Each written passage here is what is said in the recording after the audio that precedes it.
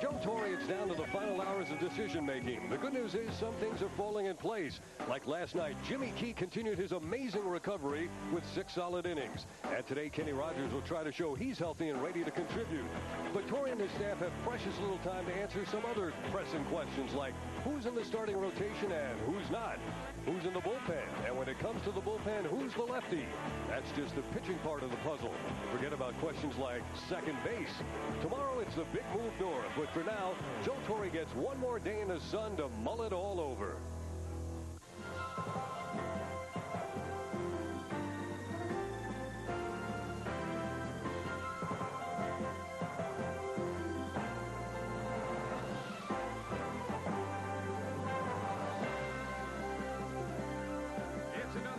Of better than 10,000 as Legends Field here in Tampa completes its first season of Yankee spring training baseball.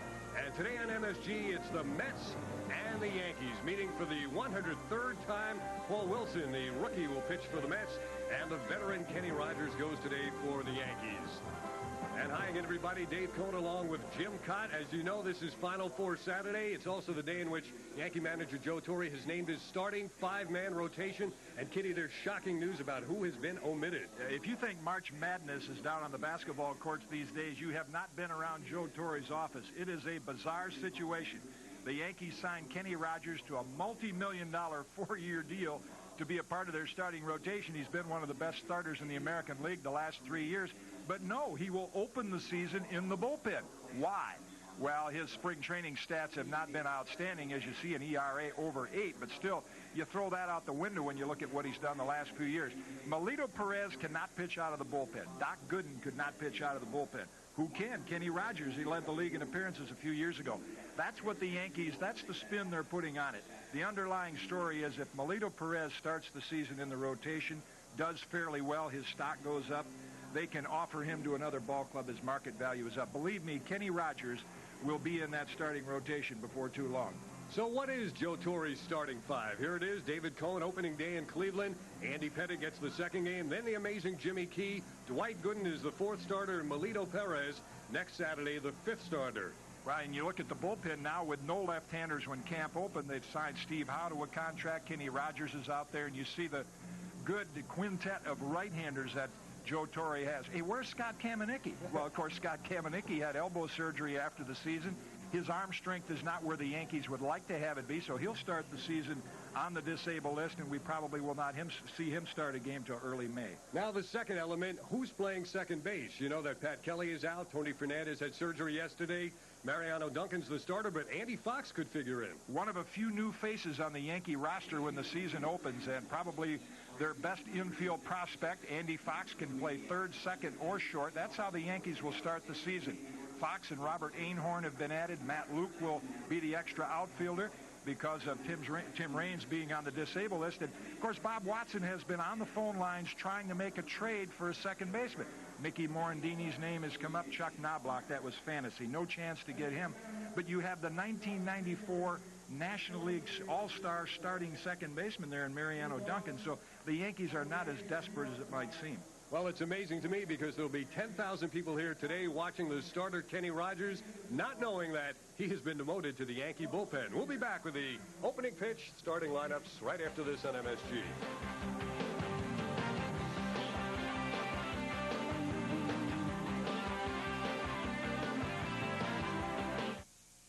Good stuff. Well, the final day of the first season at Legends Field, the Yankees, Kenny Rogers takes them out for a start. If you just joined us, Kenny Rogers has been moved to the Yankee bullpen, at least for the start of the season. Here are his numbers in spring training. This will be his 4th start. He's pitched once out of the bullpen, 5 appearances. And Kenny Rogers has been hit hard. Here's the Mets starting lineup. He'll be facing Lance Johnson, acquired from the White Sox, Bernard Gilkey, who came from St. Louis, Chris Jones, Butch Husky, the home run hitting sensation, Jeff Kent, Todd Hundley, Jose Vizcaino, Ray Ordonez, and Kevin Roberson trying to make the team as the DH, at least in this game. And with the Yankees in the field, we'll take a look at what probably be the starting lineup. Gerald Williams in left, Bernie in center, Paul O'Neill in right, Wade Boggs and rookie Derek Jeter on the left side, Tino Martinez at first, Joe Girardi behind the plate, and Mariano Duncan. All the talk about the Yankees making a trade for a second baseman. And, of course, Duncan is much more valuable to Joe Torre. For example, if you're facing Randy Johnson and you can rest Boggs, to be able to move him around. But to start the season, he will be the second baseman. And there are not many teams in Major League Baseball when their second baseman goes down can replace him with an all-star. So the Yankees, like a lot of teams in the American League East, will slug it out, be more hitting-oriented than field-oriented. Well, the Yankees, of course, lost the very valuable Randy Velarde, but Mariano Duncan actually played more positions a year ago and might have more pop. Can play the outfield as Joe Torre. We talked about March Madness, and boy, it was down in that clubhouse. Last-minute roster changes, and, of course, the big story, assuming that all of you do not watch the open of a ball game, if you just turned on your set, Kenny Rogers will not be a part of the starting rotation. Dallas Green has some young phenoms in his rotation, but Rogers will start today and then go to the bullpen and start the year. Well, that makes him a $20 million setup man. Yeah. Here's Lance Johnson in to lead off for the New York Mets. Joe Girardi is behind home plate, the new Yankee regular catcher. Lance Johnson, a very tough man to fan at the plate.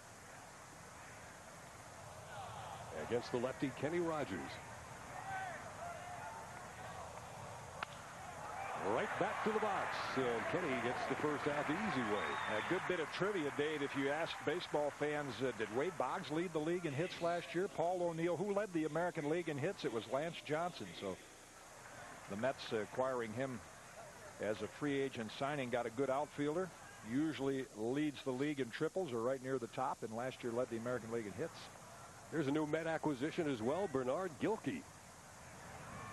.298 with the Cardinals last year. He goes after the first pitch, and O'Neill will have to play in right field.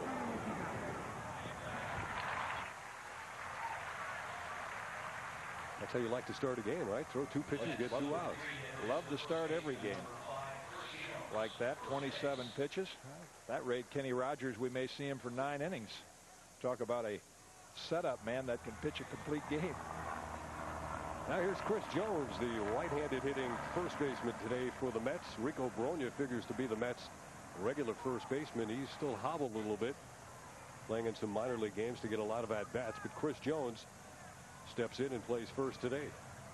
Led the National League in pinch hitting last year. Yeah, you Mets fans, and I'm sure your broadcasters last night on the Mets network filled you in on it, but Rico Brogna has been getting more at-bats than anybody in his ballpark. He's been down at the complex in Port St. Lucie, shuttling between the AA and AAA fields. So he had 14 at-bats yesterday, and Dallas Green still somewhat optimistic that he will be able to join the team and start the season on Monday. Does he have any blisters? 14 at-bats in 1 day. Chris Jones takes a off-speed delivery outside. The count to him is now 2-1. Jones led the National League last year as pinch hitters go. Chris 10 out of 25. Off speed. Nice pitch by Rogers. That's been the big improvement. And Kenny Rogers mentioned he led the American League in appearances 3 years ago. Claude Osteen, the former Dodger pitcher, was his pitching coach. Really taught Rogers how to use his curveball and that pitch, the changeup. Up until then, he was strictly a fastball pitcher. Came in with a breaking pitch, and this one will drift out of play. Or will it? That's out. When you look at Chris Jones and Butch Husky and so many of the major league players today, and you're around the batting cage and just listen to that ball jump off the bat, you really see what weight training and what muscle is brought into the game of baseball in terms of a change. I mean, everybody is so strong and quick. Chris swings and misses at the off-speed pitch away, and so Kenny Rogers has a very impressive 1-2-3 first inning. He has something to prove. I think he believes that as he heads to the Yankee dugout. Bottom of the first inning at Legends Field, Dave Cohen, Jim Cott, and this is the man who was the #1 draft pick in all of baseball a couple of years ago, the highly regarded Paul Wilson of the New York Mets. You know, last season Met fans saw and heard a lot about Jason Isringhausen and Bill Pulsipher. This is the guy they say may be better than all of them. What impresses you, Dave, is when you talk to Paul Wilson, you get the feeling that this guy's been in the big leagues for 4 or 5 years. Very self-assured and comfortable, just a very comfortable guy to talk to, and it feels like he belongs immediately in that major league rotation. Outstanding changeup. We'll get into that a little later. Here's how the Yankees will bat. Wade Boggs and Mariano Duncan and Paul O'Neill. Ruben Sierra, the DH, is the cleanup man. Tino Martinez, Bernie, followed by Gerald, Girardi, and Jeter. Gerald, Girardi, and Jeter, the bottom three. And Wade Boggs takes a fastball for a strike. Sporting the shades today, even though it's a bit overcast. There is some glare out there on the field. Quickly, Wilson jumping out ahead of Wade Boggs. 0-2. Start analyzing the Yankee lineup. Again, Joe Torre has a lot of versatility. Boggs can lead off. He can bat third with Bernie Williams leading off. Of course, Raines will be that position when he's healthy. There's the off-speed pitch. 1-2 now as Joe Torre looks on. The one-time Met player manager, Met manager. Talking with Joe about the Met years, and about the only person that is left from his time with the Mets is Jay Horowitz. He's been there for everybody. The PR man of the New York Mets. Boggs laces it into left field. A typical Wade Boggs hit as he was in the hole 0-2, and he fights back to earn the leadoff single. Take a look at the Mets in the field as Boggs leads off the Yankee first with a single. Bernard Gilkey, Lance Johnson, Butch Husky in the outfield. Jeff Kent at third. Jose Vizcaíno at second base with Chris Jones playing first today. Todd Hundley behind the plate, and Ray Ordonez. And of course, Mets fans have been hearing about the Cuban defector who signed with the Mets, and I'm sure along the line they will be referring to him as the Wizard of Oz. Maybe not the Wizard of Oz, but those are the kind of comparisons. And just every coach, every player you talk to raves about how this guy can pick it. Quick hands, quick feet, just like Ozzie Smith. Little guy, the little low at shortstop. Meanwhile, here's Mariano Duncan. I asked Ordonez. Now, Ray does not speak a lot of English, but he understands it. I think Eddie Caginelli, our crack man in the truck, said Ordonez reads Baseball Weekly, and he told me, he said, I understand him. He doesn't speak much, but I wanted to ask him about some of the great Cuban players, and a former teammate of mine who passed away last year, former MVP Zoilo Versalles. He says, no, didn't hear him. I said, how about Tony Oliva? Eyes lit up. Oh, yeah, he knew Tony Oliva, one of the great hitters to come out of Cuba. Slashed foul by Duncan. Boy, somebody's drink went flying on that one. But they got a souvenir. Mariano, in the beginning of his career, was a switch hitter. That guy took a bath. Yes, he did. Expensive foul ball. Cost him that $4 beverage. What's the going price for a ball these days? About $7.50? That's a strike. Well, you can get it autographed. You can jack it up a little more than that. You mentioned Duncan started out as a switch hitter when coming up with the Dodgers. Like Wilson with Hundley's target on the outside gets that good moving fastball right there. Dan Morrison, the home plate umpire today out of the American League, makes the call. Paul O'Neill batting with 1 out, 1 on. Todd Hundley behind the plate.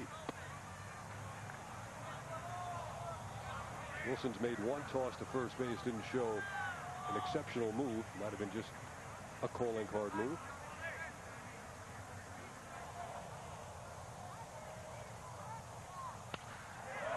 That's a foul ball.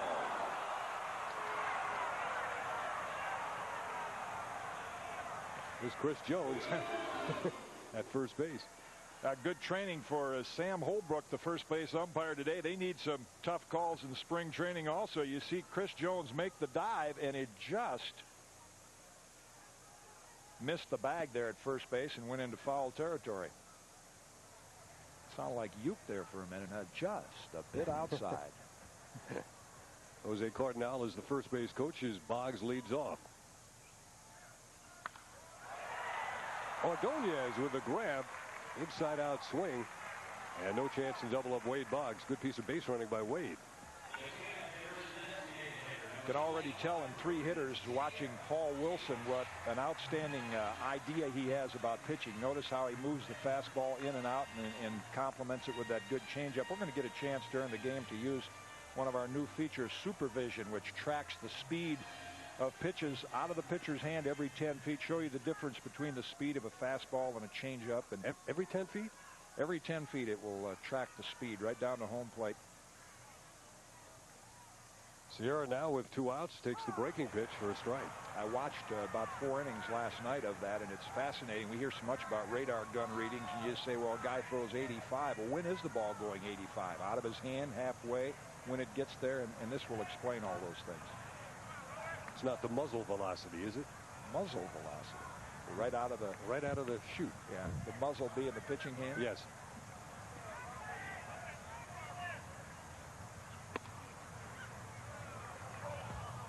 Count to Ruben Sierra's a ball and a strike.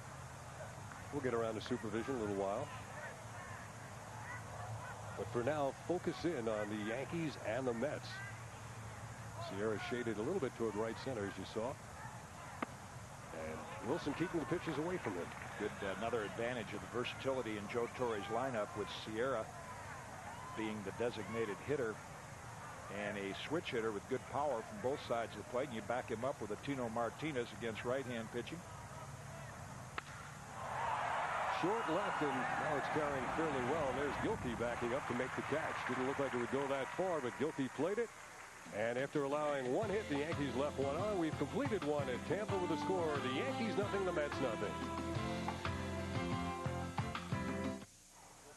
Back with you in Tampa, and the aptly named Butch Husky is up to lead off for the Mets. He is Husky, and he has power. He's hit 9 home runs this spring in his attempt to make the Mets team as he gets set to face Kenny Rogers here in the top of the 2nd inning.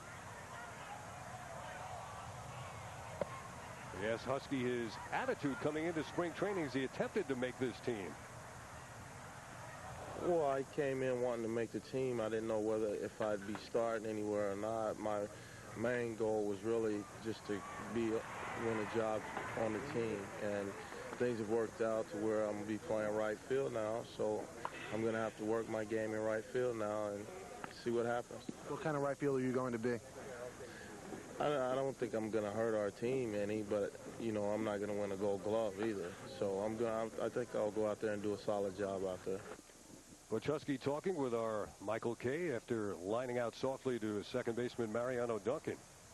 Husky had something amazing happen to him in the Arizona Fall League a couple of years ago. He hit a home run and through his shoulder, dislocated it on the swing. Little subluxation, I believe they call it. Slipped out of the socket, and somebody else had to run the bases for him. Fortunately for Butch, he's recovered from that. Oh, and excuse me, Jeff Kent, check swing, potential double as O'Neill fires into second base. Accurate throw, and Jeter takes it, but Jeff Kent is in with an excuse me double.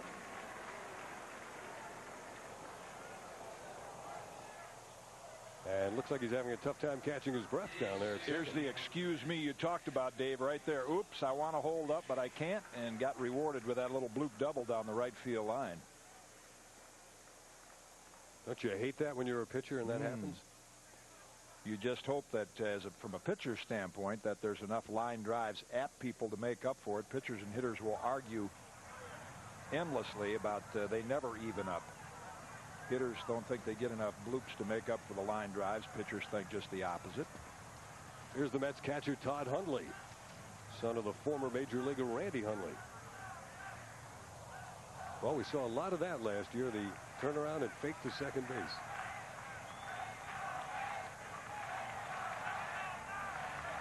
Hundley had surgery after last season because of a bone spur and a fracture in his hand.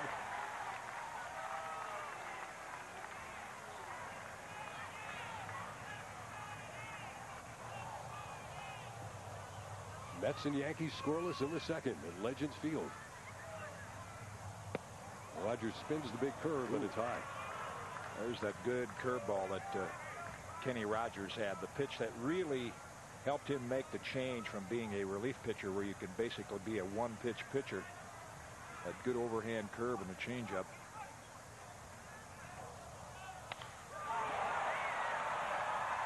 That's a foul ball into the left field corner. Much like Yankee Stadium, the vantage point from the press box leaves you unable to see into the corners, left and right field. The layout and the dimensions identical. think the Yankees are going to announce or have already that they have established an all-time spring training attendance record with all the sellouts here at Legends Field.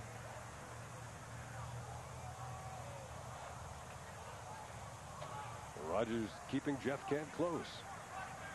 Over 10,000 each and every game this spring. I was asking some of the players if this spring training felt like it was unusually long after last year's abbreviated session, and they said yes, absolutely. That wasn't as close to hitting him as Hundley might have thought after pitching him away. Yeah, I think any normal spring training players still feel that when it gets to this time of the year, it really drags on. They're eager to get a few at-bats and have a day off and start the season. That's good pattern of pitching right there. See, the one before that just missed, but Rogers has a little late movement on that ball. You see Girardi will set up inside, and to Hundley, see, he gives ground and thinks it's inside, but the ball moves back across the corner. I hesitated on calling that because Dan Morrison's arm came straight up, never extended out. I couldn't tell if it was a strike call or not. So Hundley is the second strikeout victim, and now Jose Vizcaíno playing second base this year for the Mets. Dropping it in with a curve, strike one. The Mets, like the Yankees, have a couple of players on their roster that have the versatility of a Duncan. Jose Vizcaíno was one of them, and of course Edgardo Alfonso, who Dallas Green thinks will be an outstanding everyday player years to come, but right now he can plug him into a number of spots. Right on the nose, good right at Bernie Williams. Took a couple of steps in and slammed on the brakes. And the Mets are retired without a run. They got a hit and left a man on base. Middle of the second. Yankees nothing, Mets nothing. Yankees turn to hit now in the second inning. Scoreless game with the Mets. Dave Cohen, Jim Cott. Later on, Michael Kay. And here is the Tampa native, Constantino Martinez. I think he's going to be a very popular player in New York. Can't compare him to Don Mattingly, different type of player. Nice breaking pitch by Paul Wilson. Coming off his all-time best year last year, 31 home runs. Production's gone up every year. And as I think I mentioned on a previous telecast, Tino says he and his wife really like New York. They would take trips, weekend trips during the offseason to go up, catch a few plays. So he's really looking forward to playing in the Apple. Where he first got exposed to what it might be like to be a member of the Yankees was when his father took him to see one of the World Series games in 1981 between the Yankees and the Dodgers. Good down and away action from Wilson. There's that good changeup of Wilson. Another great knack of moving the ball in and out and then using that outstanding changeup. His breaking ball is a slider. He's working to improve the curveball as his fourth pitch.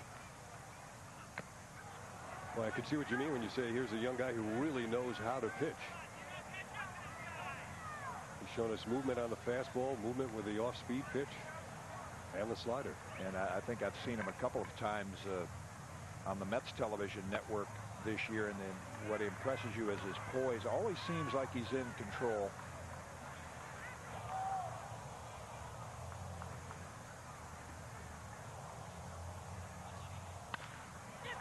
First baseman Chris Jones will take it by himself, and that's out number one here in the second inning.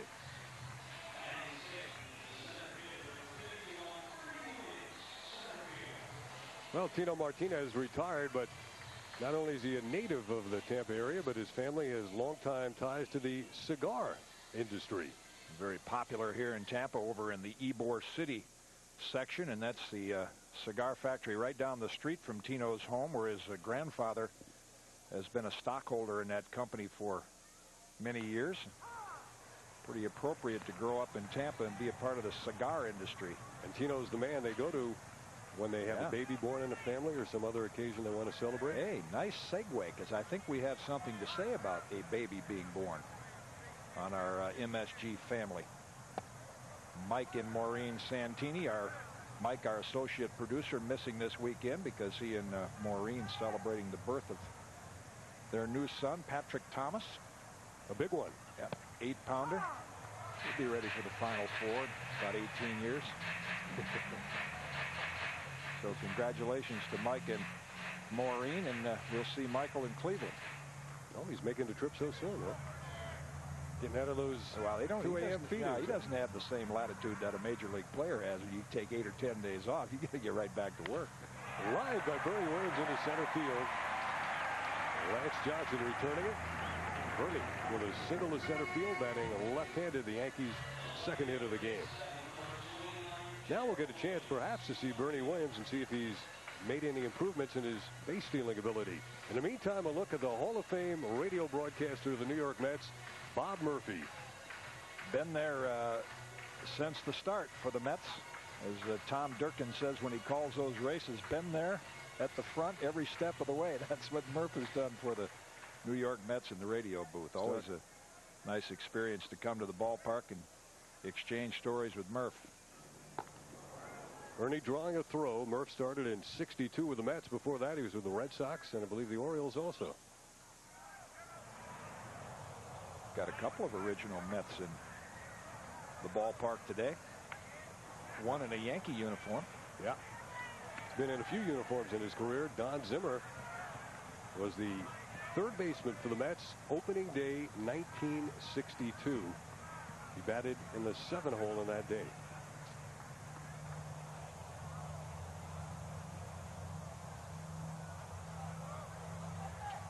Zimmer not only was an opening day for the Mets, he played in the final game, I believe, in Brooklyn, the first game in Los Angeles, and I think also the first game in San Francisco. So he's been a man that's made history. Yeah, part of a lot of interesting baseball history, and included in Red Sox fans won't want us to bring that up, some of the years he spent in that Red Sox uniform. You can see Bernie trying to get a little more of a daring lead there at first base, inch off a little more. Jose Cardinal, the first base coach, is an outstanding base stealer during his career, has been working with Bernie all spring. You have to have that base stealer's arrogance. You dare the pitcher that you're going to go, and you will not find many good base stealers that don't get picked off from time to time. You have to have enough nerve to get off there and understand that you may get picked off on occasion. Wilson comes back and finds the outside corner against Gerald Williams. Wilson has not shown any kind of effective move to first base. Zimmer, by the way, was also their opening day in Colorado. True. Don Baylor's coaching staff.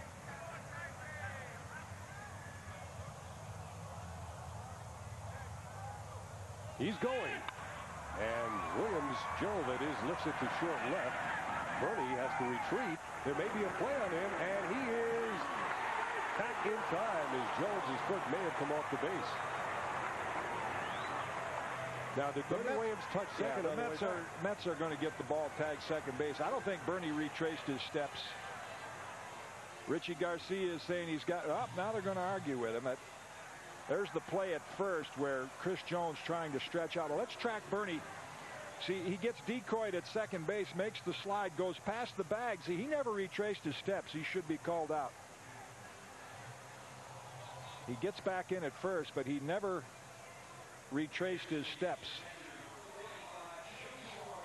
Good strong throw by Bernard Gilkey, and the throw was there in time, but it pulled Jones just off the bag. Of course, in spring training, you work with 3 umpires. There is no second base umpire. Richie Garcia was telling me before the game that once the season starts, no umpire really has worked second base, which is the most difficult position, he says. And so you get to the regular season and nobody has practiced their mechanics at second base. Well, that's a good point, but why wouldn't the league change that then? That's pretty ridiculous not to give the umpires proper training in spring training. And he agreed, and he said he couldn't understand it. So Wilson gets out of the inning, and we remain scoreless after 2. Mets and the Yankees scoreless in Tampa. Top of the 3rd inning, and Ray Ordonez up to lead off for the Mets against Kenny Rogers. Rogers has allowed 1 hit. If you just joined us, Kenny Rogers will not be part of the Yankees starting rotation. He'll begin the season in the Yankee bullpen. The Yankees now will have 2 lefties in the bullpen. Steve Howe makes the team, goes north. Paul Gibson was let loose or reassigned to Columbus, but he can become a free agent. Yeah, Paul Gibson came to camp under a minor league contract and was offered by Joe Torre and his staff, Bob Watson, who incidentally will come up to visit with us in a few innings, a AAA contract. Not sure whether Paul has accepted that assignment yet or whether he will try to hook on with another ball club. There's the bull. Bob Watson, Yankee general manager, seated behind home plate. Has been a busy few days for him. He said he has spent enough in phone calls in the second base situation to maybe pay a minor league player for the year. Well, there's a low ball strike. And that's the New York Mets general manager, Joe McIlvaine, seated in the box with him. The Mets will depart after this game, go home. Tomorrow's off. They'll open with the Pirates. Ordonez chased, and Girardi held on to the foul tip. Good outing so far for Kenny Rogers. You see the movement on the pitch going down and away. And talking of the Mets leaving for New York, the Yankees will have the luxury of staying here tomorrow. Originally, they were going to go into Cleveland tonight. Weather still a little cold, possible rain there. So the Yankees will stay here, work out at Legends Field tomorrow noon, then go to Cleveland. Yeah, they want to cover the field in Cleveland for opening day. From deep in the hole, Jeter will try it on the money, but not in time. Kevin Roberson legs out the base hit, the second of the game. Good example, though, of Derek Jeter's range, which will help as Wade Boggs gets older. He is solid at third base, but limited range, and Jeter ranging far into left field. A big-bodied shortstop. You referred to Ordonez as the little O at 5'9". I mean, Jeter, by the time he fills out, is going to be 6'3", maybe 205, 210 pounds, a Cal Ripken type. And his challenge to playing in the big leagues is to develop the kind of footwork that Ordonez already has. Derek has the range and the arm strength, but when you're 6'3", the key to being a good infielder is quick feet, quick hands, and it will take Derek a little longer to develop those skills. And he'll be more of an offensive threat, of course, than Ordonez. Good look at the move by Rogers. Real good look at it is the throw taken by Tino Martinez. There's big Frank Howard coaching at first base. A mere shell of his former self. Hondo, in his playing days, played at about 305, and he's trimmed that body down in the mid-200s. Well, last night, Andy Pettitte pitched after Jimmy Key. Pettitte getting in work, actually coming in technically as a reliever, but he promptly picked a man off first base. He has that remarkable move to first. Led the American League last year. In fact, only Steve Avery had more pickoffs than Pettitte in the major leagues. That would be an advantage, though. You don't want to waste Kenny Rogers' talent and have him in the bullpen for too much of the season, but having Rogers and Howe come out of that bullpen to at least keep base runners a little closer. Not that left-handers, that all left-handers possess outstanding moves, but you have an opportunity to keep the runner a little bit closer when you're looking at him. Well, the Mets were last in the National League last year in stolen bases with 58, which means the Yankees, who were last in the American League with 50, were last in all of baseball.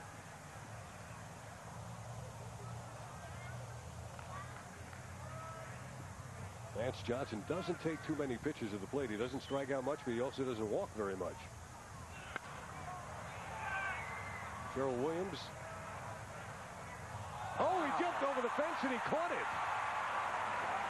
Or was there anybody there to see it? We don't have an umpire down here to make the call. What a play by Gerald Williams. He hurdled the fence and caught it. A look at the athletic ability of Gerald Williams. Wow, you'll be watching some of that a little later this afternoon when you tune into the basketball games, I'm sure. That's basketball-like ability. And if you had to pick a player on the Yankee roster that had the most athletic ability, it would be Gerald Williams. Check this out. Wow. Like a steeplechaser. He stepped on top of the hurdle and kept going and concentrated on the ball all the way.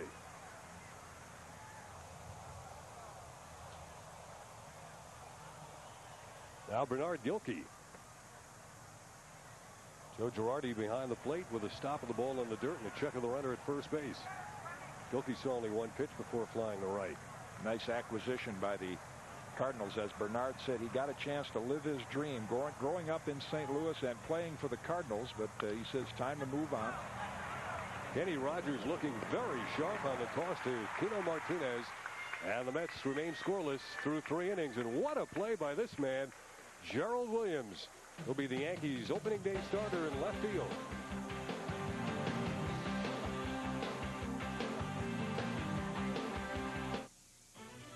The Bombers are back. Catch the revved-up Yankees when they take on the Kansas City Royals in the stadium's home opener Tuesday, April 9th at 1.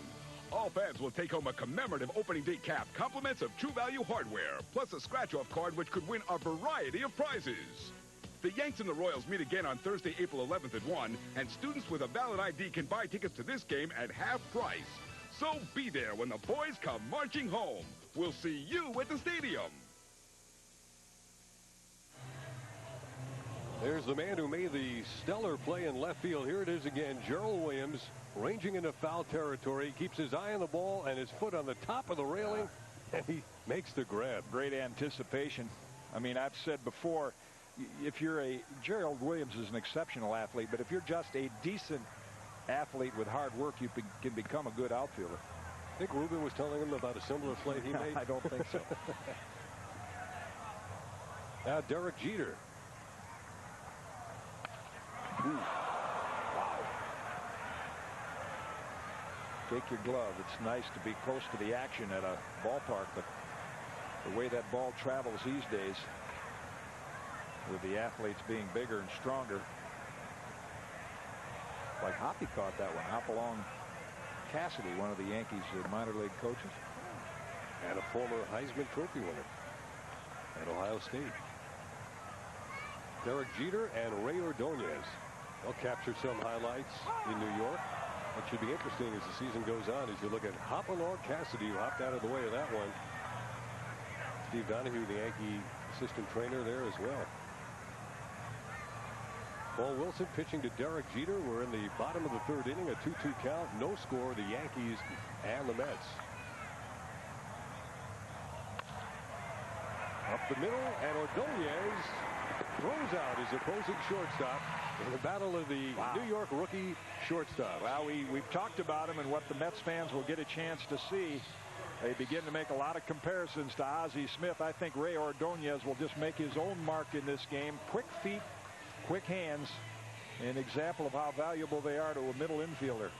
And as promised earlier in the telecast, we said we would get a chance to visit with Yankee general manager Bob Watson, who's joined us in the booth. And Bob, we've talked about how this is real March Madness with you and Joe and the staff down in that club. What has today been like? I mean, you've got your mega dollar starting pitcher now in the bullpen, along with some other changes. It's been a hectic day. It has been, but that's what this is all about.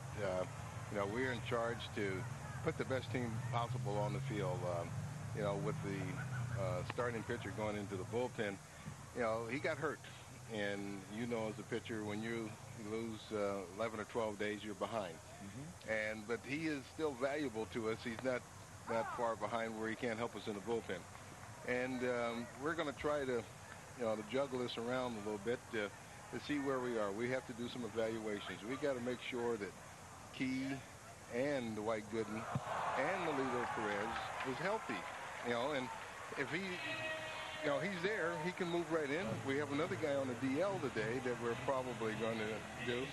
Is going to be Kamenecki. So, well, that has been, and when we talked about the Yankees in the offseason, and they said, oh, 7 starting pitchers, but behind a lot of them was that big question mark, and now we're beginning. In fact, the biggest surprise, and we thought was a question mark, was Jimmy Key. He now appears to be one of the more healthy starters. Yes, without a doubt. He's just been fantastic, and he's made our job a lot tougher, him and Mark Hutton. Bob, I have to ask you, how did Kenny Rogers react to the news that he'd be in the bullpen? And in this day and age, I suppose you might hear from his agent. I've heard from his agent twice. He didn't, you know, he didn't want to accept that. You know, he wasn't brought here to be in the bullpen. Right. And you wouldn't want him to accept it. Exactly. And you know, but you know, we make the decisions. Mel Stoudemire and Joe Torre thought this is the best way to go to help the Yankees for right now. This is not something that is permanent. He'll be in our rotation for a long time to come.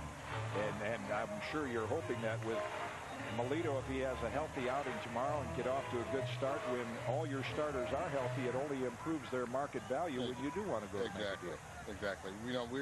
What we've done by moving it around the way we've done it, we've bought ourselves somewhere about anywhere from 25 to 28 days. Tell us about the second base situation. You said you've really been burning up the phone lines, but man, everybody wants half the organization for their second baseman. Well, right now, everybody knows that we're in need of a second baseman. But I believe that second base is going to work itself out between Duncan and Fox. We'll visit more with Bob in the top of the fourth. Nice turn to that double play by Vizcaíno. Yankees down in the third, still no score. Welcome back to Legends Field, the finale, spring training, first spring for the Yankees at Legends Field, setting an all-time attendance record, making that man happy, Yankee owner George Steinbrenner, and I'm sure, Bob, that he was in all of these meetings and a major part of discussing which direction the team was going to go, including the Rogers situation. Well, he's a hands-on guy. We know that. And he just wanted to be involved, and he has the right to be. Ripped down the left field line into the corner, and it's fair. And Chris Jones in with a stand-up double. So last year's leading pinch hitter in the National League, Chris Jones, playing first base today, leads off top of the fourth for the Mets with a double.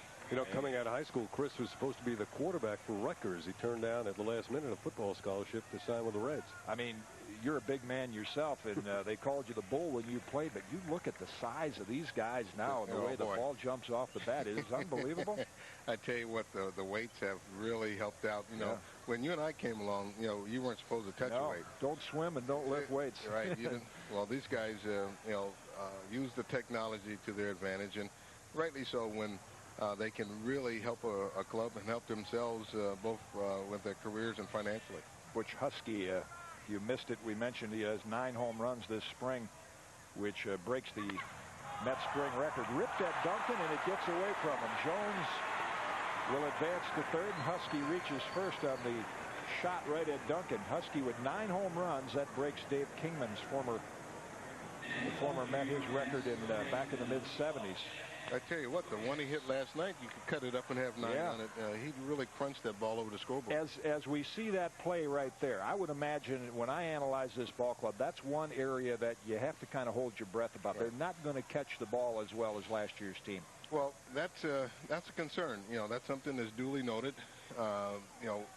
We tried to address it, but I was not going to mortgage the future of this organization for a short-term fix. Right. Kelly will be back. Sure. And so we decided to, play the hand we're dealt, and just hopefully, they won't have too many of those boots. Right back to Rogers. They've got Jones. Boy, good quick decision by Rogers. And they get him. They won't have a chance to get the other two. So Jones actually accomplishes what he wants. He got caught in the rundown, and both Husky and Kent were able to advance to second and third. Ideally, the Yankees would have liked to have seen Rogers running back to third base. Right.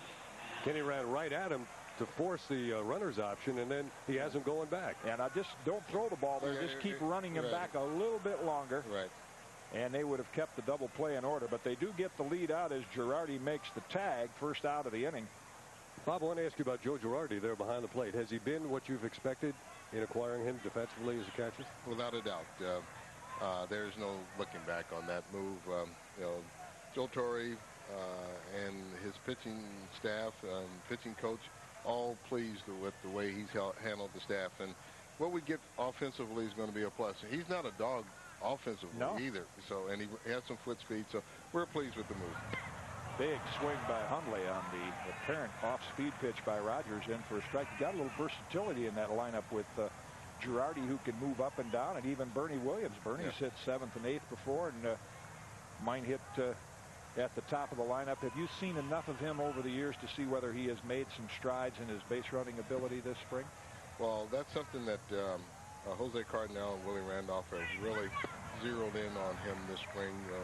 If there is a part of his game that is lacking, it's his base stealing abilities. He has the abilities, and now he just has to get out there and have some courage and little go arrogance. For it. Yeah. Little of that Lou Brock arrogance. Yeah, just go for it. In baseball, as you know, we always tend to look at the things a guy can't do, but you certainly love to have a Bertie Williams who had that breakthrough year last year. Right before the game today, the James Dawson Award for the best player in spring training, a young player, went to Mark Hutton, the Australian, who's come back from Nowheresville a year ago. Right. Well, you know, when I came on board here and I wanted to get familiar with the organization, we went through all of the people on the roster, and his name was brushed over. Okay, he's always hurt and whatever, but he has one heck of an arm. He's an intimidating fellow on the mound, and he's throwing the ball 96, 97 with some tremendous movement, sinking action. He's come up with an off-speed pitch, and I just couldn't let this man go through the waiver process for $25,000, and I wasn't going to give him away on a trade. So we're gonna wait and see where we are here in the next 3 to 4 weeks, and see if all this shakes down. And so often as Rogers and Girardi have a little conference on the mound, man on second, you might want to get the sign straight. But Bob, as we see so often today, right-handers seem to get left-hand hitters out these days better than lefties do. Now, as Stottlemyre got lefties out pretty good with that sinker going down and away, and I'm sure it's nice having him as a coach with a pitcher like Mark Hutton. Well, you know, the righty-lefty matchup is, I think, well overblown. I mean, you pitched. I mean, you didn't care who was up there. You have an idea how to pitch, and you know the situation. You know your strengths and his strengths. You know your weaknesses and his weaknesses.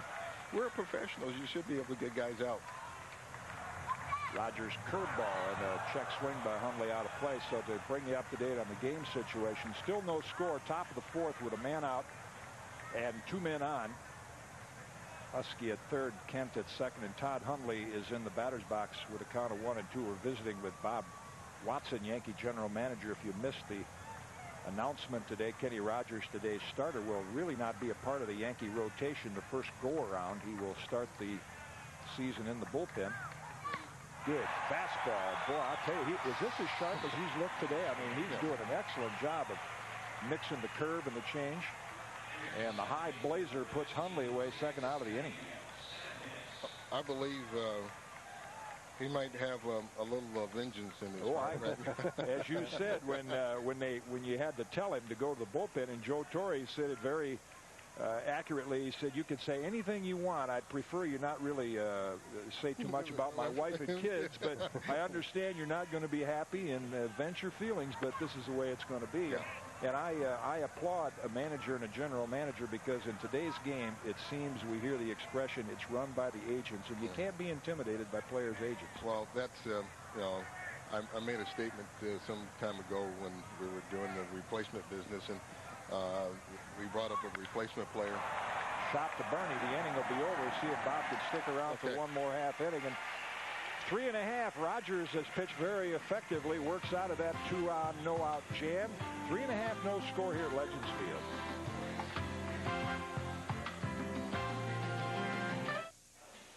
Welcome back to Legends Field. No score. Move to the bottom of the fourth.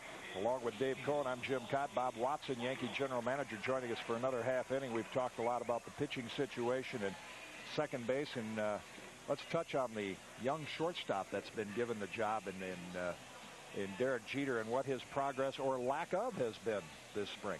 Well, to be honest with you, he started off very fine. He slowed down a little bit in the middle of this thing, but I think O'Neill rips that sharply to Vizcaíno, knocks it down, throw to Jones in time, 1 out. I think he's going to be all right. He's like any young man. I mean, he's had a lot of pressure on him. Here in spring training, normally that doesn't happen. But this is the Yankees. This is New York. And I think he's handled himself well. He's just like the young man that's playing shortstop for the Mets. If he gets off good, things are going to go fine for him. If he gets off a little shaky, it's up to Joe Torre, myself, Willie Randolph, Don Zimmer to be patient. And that's in the message to Mr. Steinbrenner, to be patient. He said, well, I won't come up and see. You know what he told me? You're asking a lot there, Don. He said, I won't come to Yankee Stadium until July then. Yeah, I got to see that to believe it. Sky to center, Lance Johnson there. 2 quick outs here. The bottom of the fourth, and Paul Wilson pitching effectively to match Kenny Rogers. Good versatility in the lineup as you look at Sierra, the switch hitter. You got a lot of A lot of ways you can go, and you've had a couple of surprises. You've added Andy Fox because of some of the injuries. He'll be an additional. He's a very versatile young man. He's going to play some second, but he can play third, short, first. He's played left field, and he's caught a little bit. So, you know, we had envisioned him being the third baseman of the future, but I think his future is going to probably be a super utility. Again, Mr. Steinbrenner doesn't like to hear those words because he likes that left-hand hitting third baseman. Another apparent quick inning. Ball hit to Ordonez, and the toss to Jones in time. Bob, thanks for stopping up. Relax a little bit tonight on your way to Cleveland. All the decisions are taken care of now. We've got 4 in the books here at Legends Field. Still no score. We'll be back.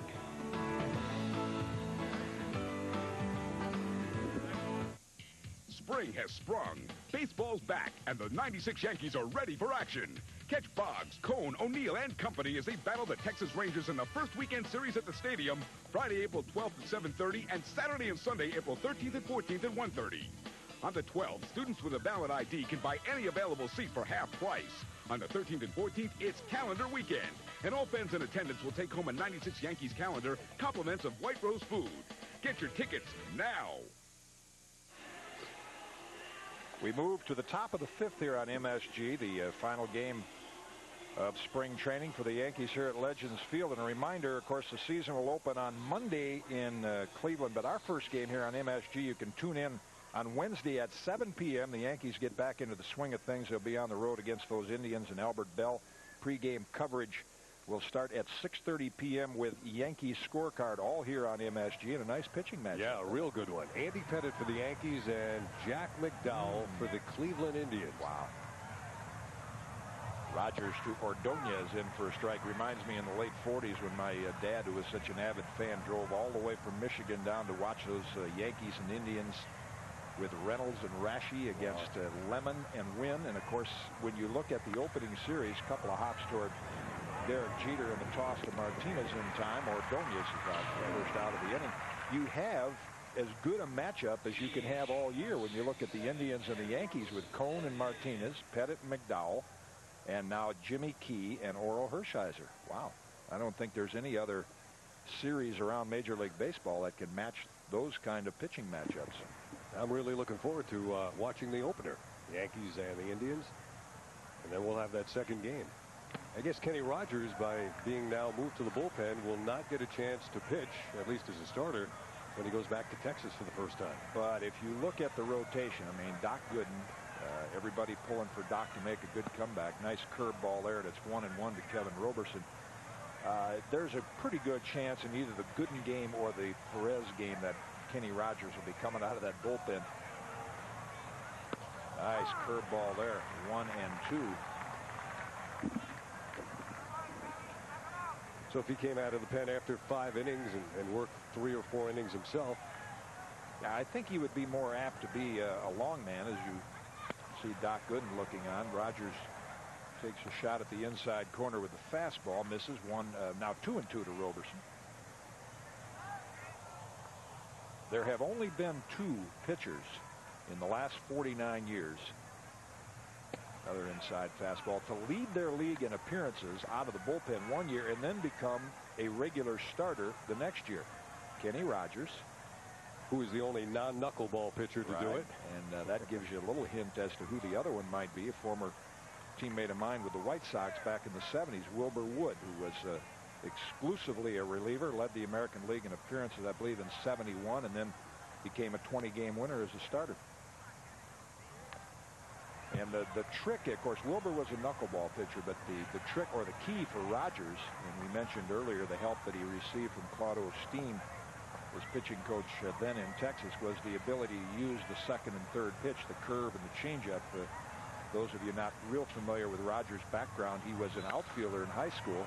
That's a couple hops to Jeter and the strong throw to Martinez in time, 2 down. He was an outfielder in high school right down the road here at Plant City, Florida, and the Rangers drafted him based on his arm strength and decided to make a pitcher out of him. And because he was a one-pitch pitcher, he was ideally suited to come out of the bullpen. And then when he picked up the curve and the change, he became one of the better starters in the American League. Started 88 games in the last 3 years and won half of them. It's remarkable to make that kind of turnaround. Here's Johnson. And the breaking ball misses for a ball. In fact, he ranks 5th among American League starters for wins in the last 3 years. 44 of them. There's Bob Wickman. Yeah, he is. We didn't get a chance to because we covered a lot of other topics. That's in for a strike. But Bob Wickman, when Bob Watson was up here talking trades, it was Wickman who every club wanted. He's the guy that they wanted. And the one advantage I think the Yankees have for several teams is in that middle relief. When you look at Jeff Nelson and Wickman and Mariano Rivera, and of course the comeback of Mark Hutton.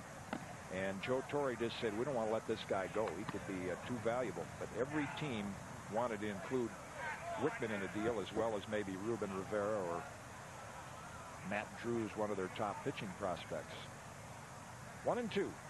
Backs him off the plate, evens the count. And of course, Wickman last year, at least on one occasion, was used in the starter's role up in Boston. So he has that capability of coming out of the bullpen to make a spot starter. Don't think he'll have to do that this year with the curveball pulled foul. And you mentioned in Johnson's first at bat, Lance is one of the more difficult hitters to strike out, and you're seeing why right here. Yep. That front knee gave away, as you'd expect on a left-hander's curveball.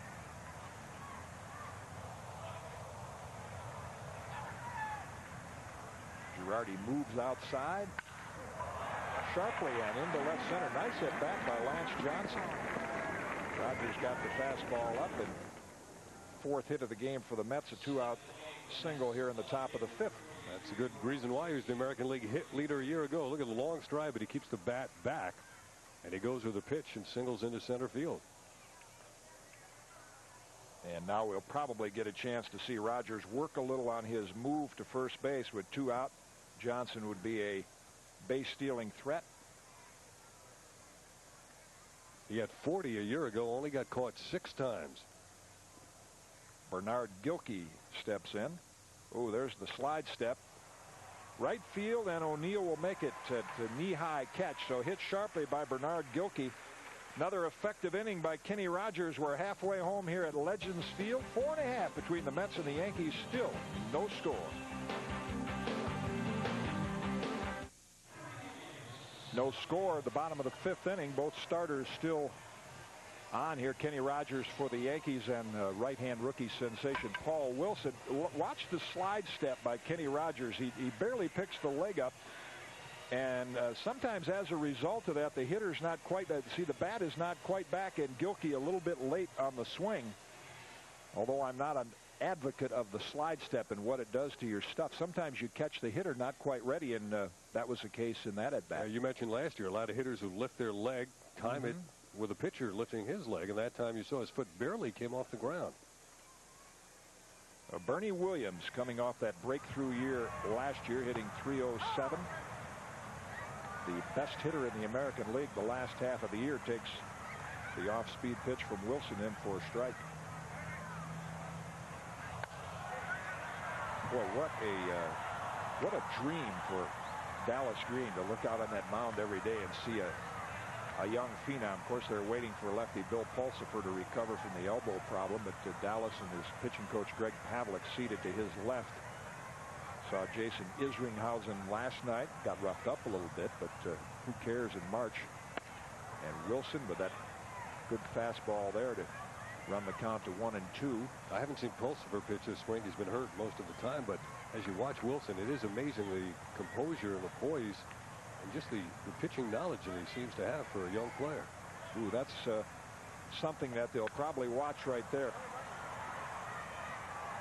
One thing third base coaches will watch, and with all the video available, that might be one thing the Mets will monitor with Paul Wilson. If watch what he does in that glove. He's going to fiddle around with the grip. And then when you see him move those fingers an awful lot, a lot of times that tells you he's going to the changeup grip.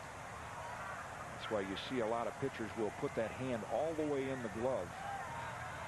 And let's see if you pick up any movement there when Wilson goes into the glove. The count is 2-2. Well, that circle change, sometimes you need 3 fingers on it. That's a fastball inside. Had a chance to visit with Paul before the game. He went to high school in Orlando at Boone High, but he grew up in St. Louis and was a big fan of the Cardinal teams in the early 80s. Teams I was privileged to play on. Ordonez flipped to first base to Jones. And Williams is retired, first out of the inning. Well, so far both shortstops have been perfect today. Bernie Williams had a single his first time up before grounding there to Ray Ordonez.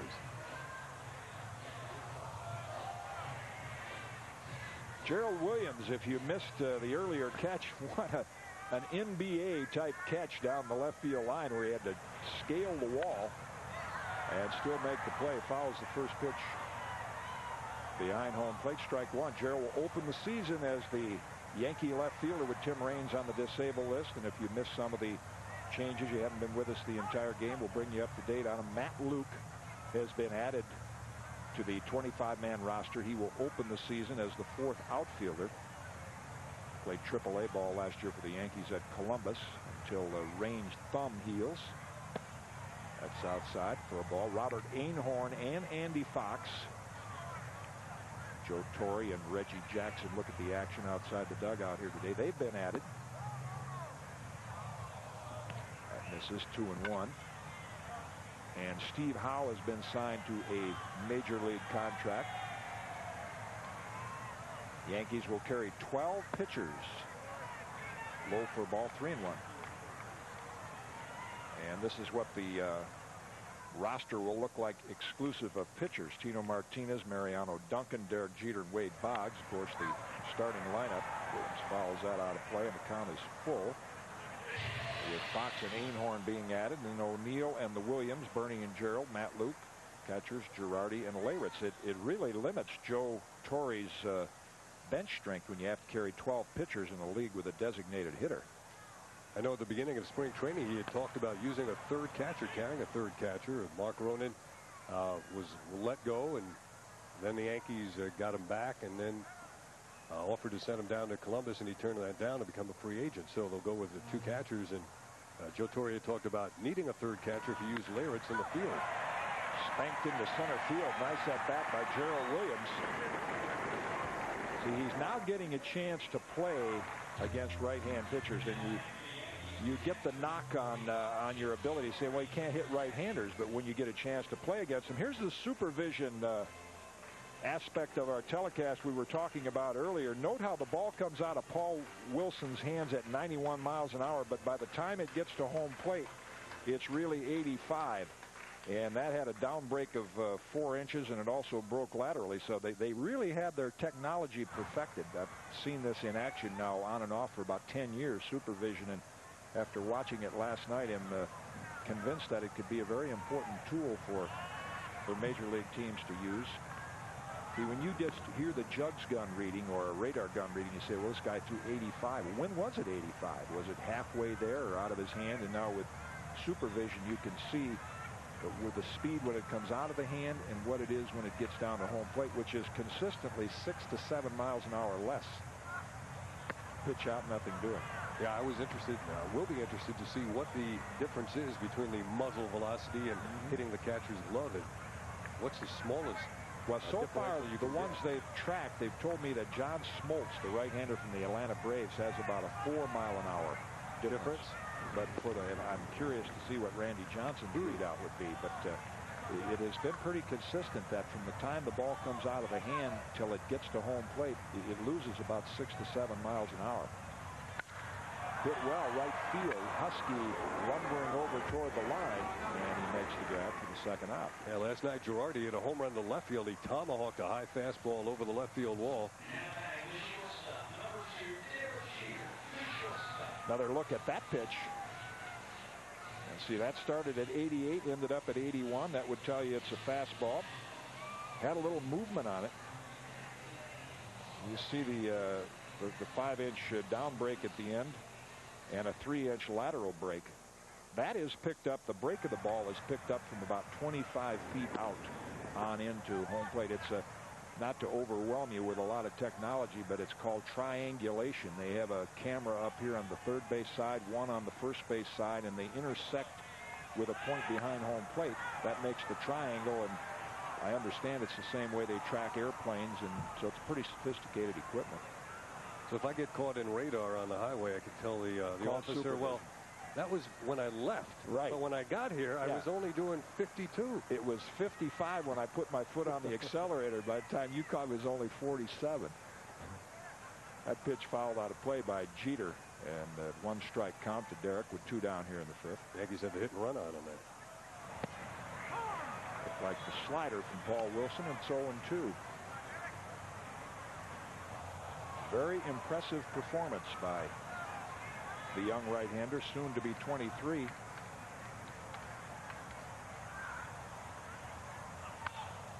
Fouled out of play. Played his college baseball at Florida State. And as Dave mentioned earlier, the #1 overall pick in the draft. Another look at supervision. Tell you where the ball is in the strike zone. A little more on that pitch. 91 down to 84, and as a result, not quite as much break as you see in the upper right-hand corner of the screen. Ooh, just missed. There's one other note on that zone drop. What did that refer to? That referred to how much, when the pitch loses speed, it's going to move a little. It's going to drop or it's going to move laterally, and that can track how much it does.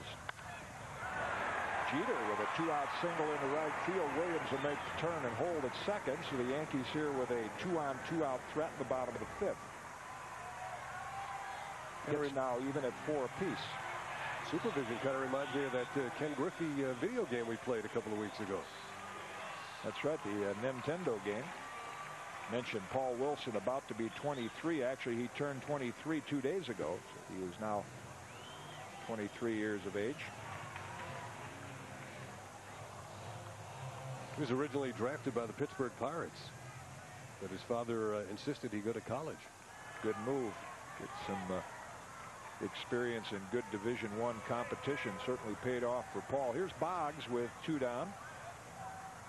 And the breaking ball low. That's a good program at Florida State. Under Coach Mike Martin.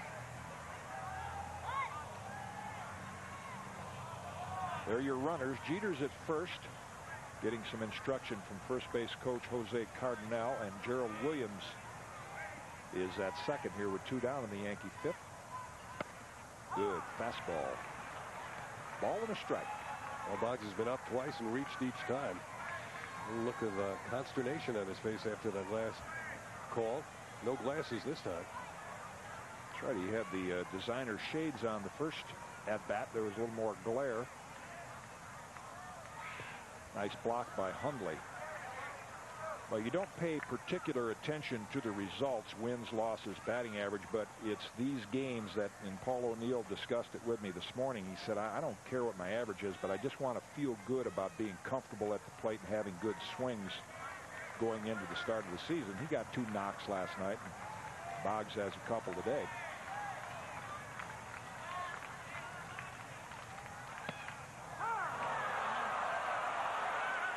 One and 2. You know, that time from our center field camera, you could clearly see, and Boggs is upset at that call, but you could see that he went to the changeup grip again. Yeah. And that did catch the corner. See, that one started out at 80 and dropped off 5 miles an hour to 75. Good changeup. That was another look at that same pitch. Wilson comes back inside. The value of that radar gun, and just to have a young kid say, well, I want to try to throw it 91, 92, that's not the purpose of it. But if you can track the optimum difference between the speed of your fastball and your changeup and your breaking ball, what it should be when you pitch effectively, then it has some value. Jones makes the unassisted play. Wilson works out of a 2-on, 2-out jam here in the bottom of the 5th. And in the spring training finale, we've played 5 at Legends Field, still no score.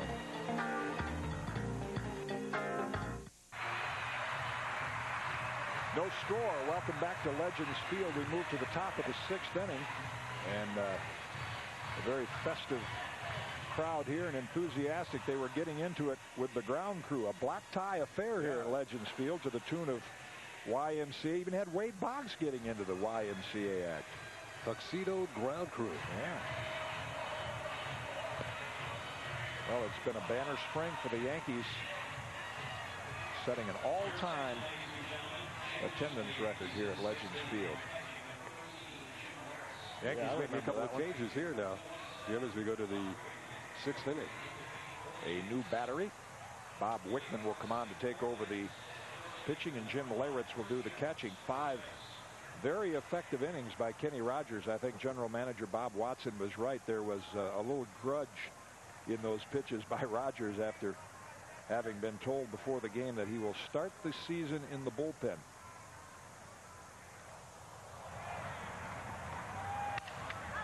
Jones grounds Wickman's first pitch to shortstop. Jeter is there and throws him out 1 down here in the top of the 6th. And I guess we should constantly remind our fans as we get another look at the supervision that we are tracking every pitch with, and that's Bob Wickman's fastball. Started at 90, ended up 83. Look in the upper right-hand corner of your screen, and you'll see the ball broke down 3 inches, broke in, or in that particular case, it broke away from the right-hand hitter by a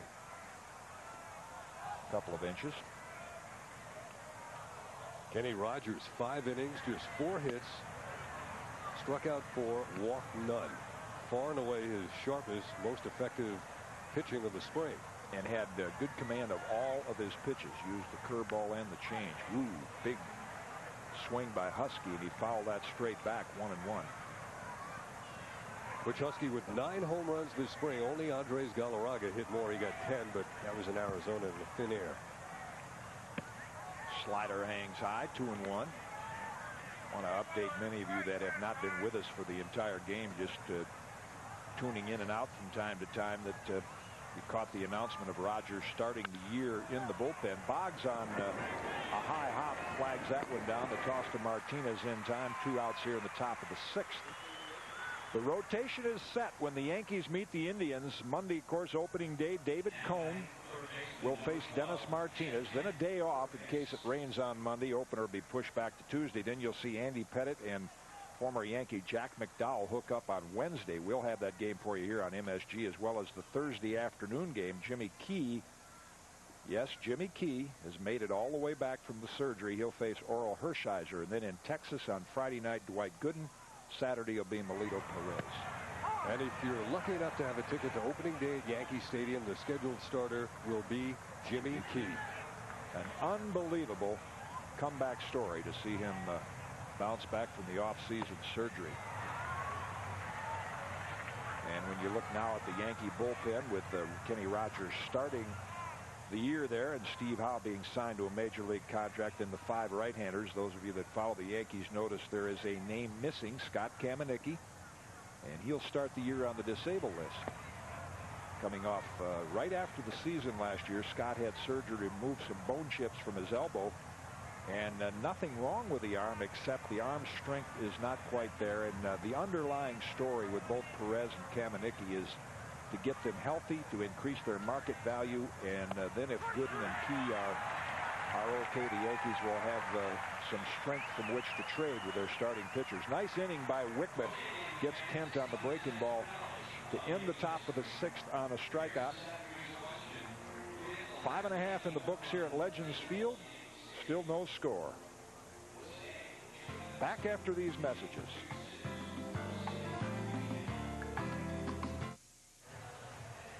Welcome back to Legends Field. In between innings, the Yankees announced, as we will announce, the Mets have a new pitcher, Robert Person, who Dallas Green says can be a pretty good swing man. He's got the stuff to be a starter or a reliever. Originally signed by the Indians, and then the Marlins drafted him in the expansion draft. Next picked him up in a minor league trade. You see his spring training numbers.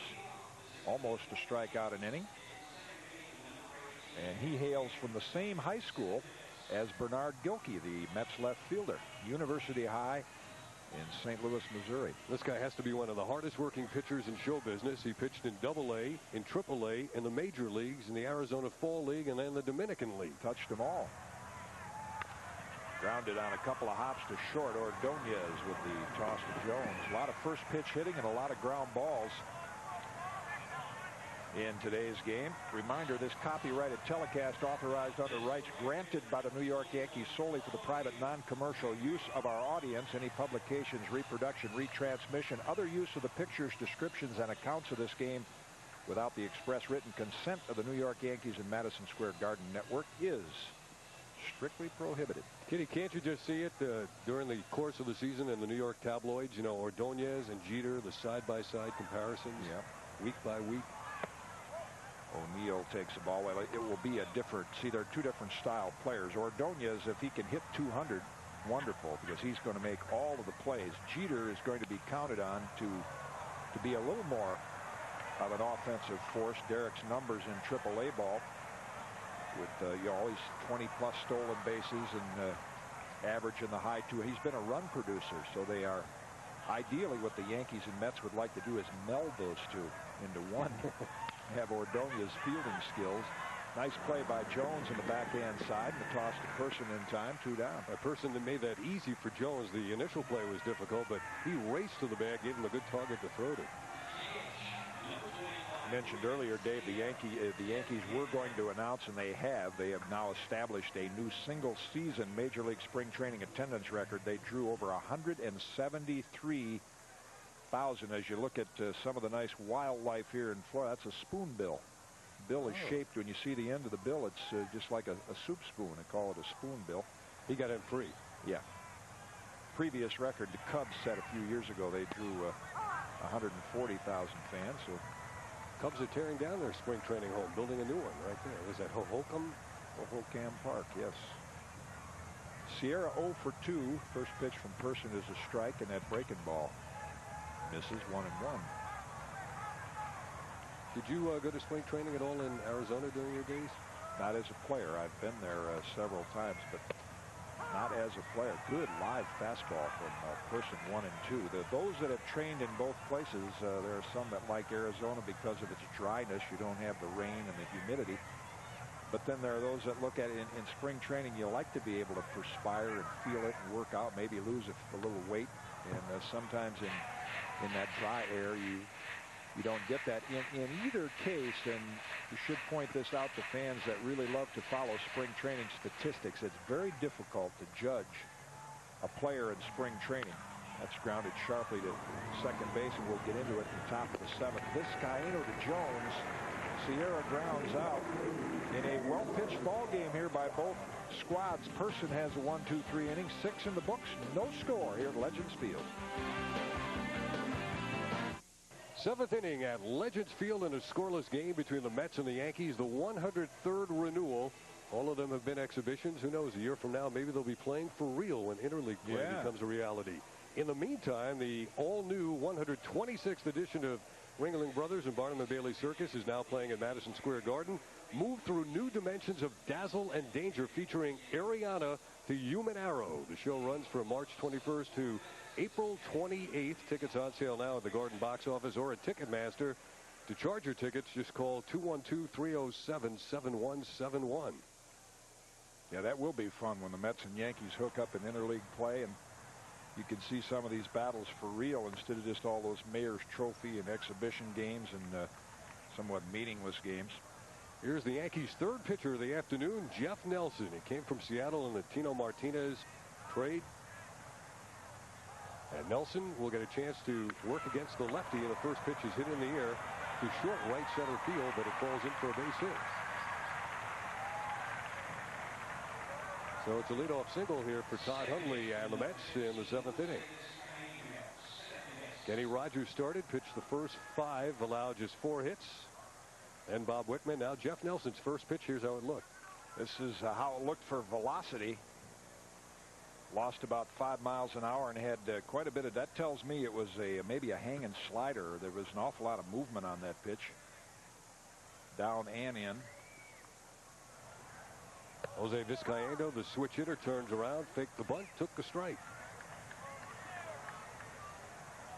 A valuable guy he can be. In fact, Bob Watson was saying during his sitting down with Joe McIlvaine, they kicked some names around of players the Yankees would like to have, and Vizcaíno's name came up. He's the kind of guy could play second and short. You get some players that could do one or the other, but when you get one like Vizcaíno that can do both, pretty nice to have on your bench. Another look at the sharp breaking ball from Jeff Nelson. That was a slider breaking down and in. Big Jeff from the Baltimore area. Tried to get that one in the back door. Didn't break nearly enough. Jim Leyritz behind the plate after Joe Girardi started. Yankees will stay here and practice tomorrow and then fly to Cleveland. The Mets are out of here right after this one, heading for New York. They open up with St. Louis.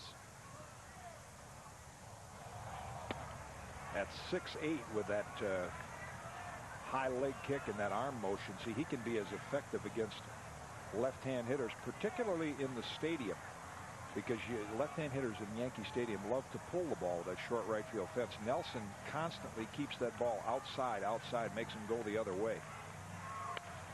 Just like that. And that's where Bob Watson was visiting with us earlier when he said you don't carry a left-hander just for the sake of carrying one, because there are some right-hand pitchers like Nelson, when he makes his pitches, that can get lefties out as effectively as righties. Well, Bob said that all spring long he was consistent, but lo and behold, today the Yankees now have two lefties in the bullpen, Steve Howe and Kenny Rogers.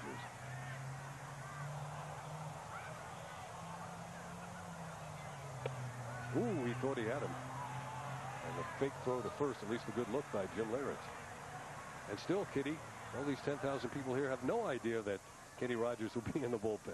There's the backdoor breaking ball that Nelson tried to get the outside corner, and you can see how it missed on the graphic there. That time the fastball hit foul. 3-2 the count. Might be the first time in the game we've had a 3-2 count. Pitchers have been very, very efficient. Yankees and Mets scoreless. We're in the top of the 7th inning. The Mets have had base hits now in 4 of the last 5 innings, and here's a ground ball that Duncan will range to his left, underhand of Martinez, and get Vizcaino. And Vizcaino retired, but on the play he gets Hundley down to second base.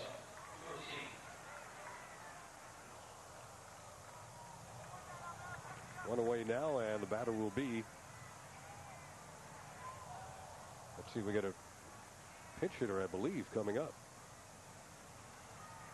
Ray Ordonez's scheduled spot. That looks like Edgardo Alfonso, who Dallas Green talked about and we mentioned earlier, is a player the Mets can plug into any of the infield positions. He was having a terrific year last year when he suffered the herniated disc in the back. He is now healthy, and Dallas feels in due time he will be a good everyday player. That will happen perhaps when the Mets can move Jeff Kent.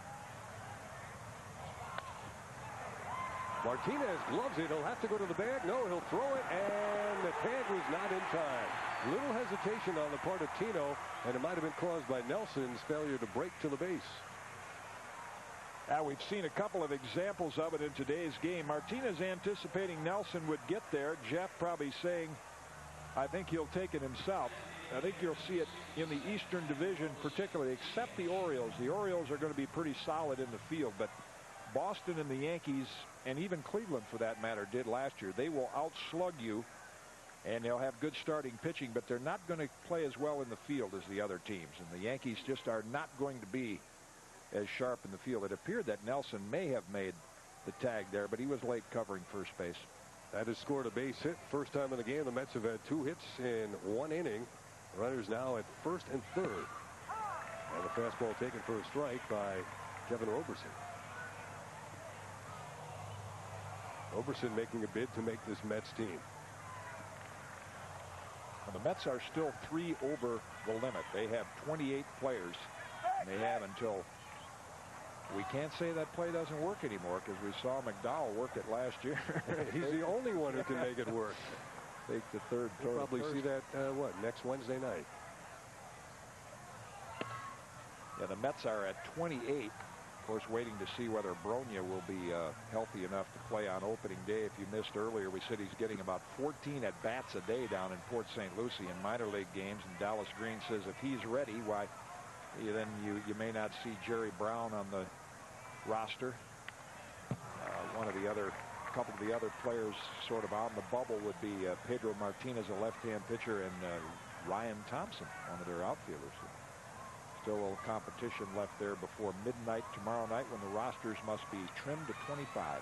And it looks like a former Yankee from a year ago will make this Mets team out of the bullpen, lefty Bob McDonald. Yep.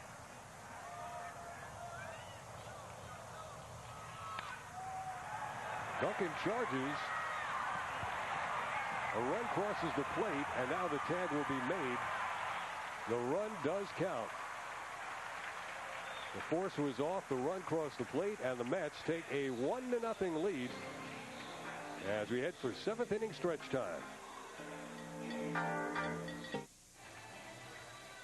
On that inning-ending double play in the top of the 7th inning, a run crossed the plate, and the Mets have taken a 1-0 lead.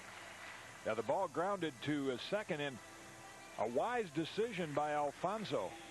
See, he forces Duncan to go to first base, and then getting caught in the rundown. By the time Jeter makes the tag, the run has scored. So it's nice base running by Edgardo Alfonso as Hundley scampers home with the game's only run before the tag is made. The force was taken off when they recorded the out at first base, and in the rundown play, the lead runner crossed the plate, so that's the game's only run. Now Tino Martinez batting for the Yankees against Robert Person. Bottom of the 7th inning. Mets 1, Yankees nothing.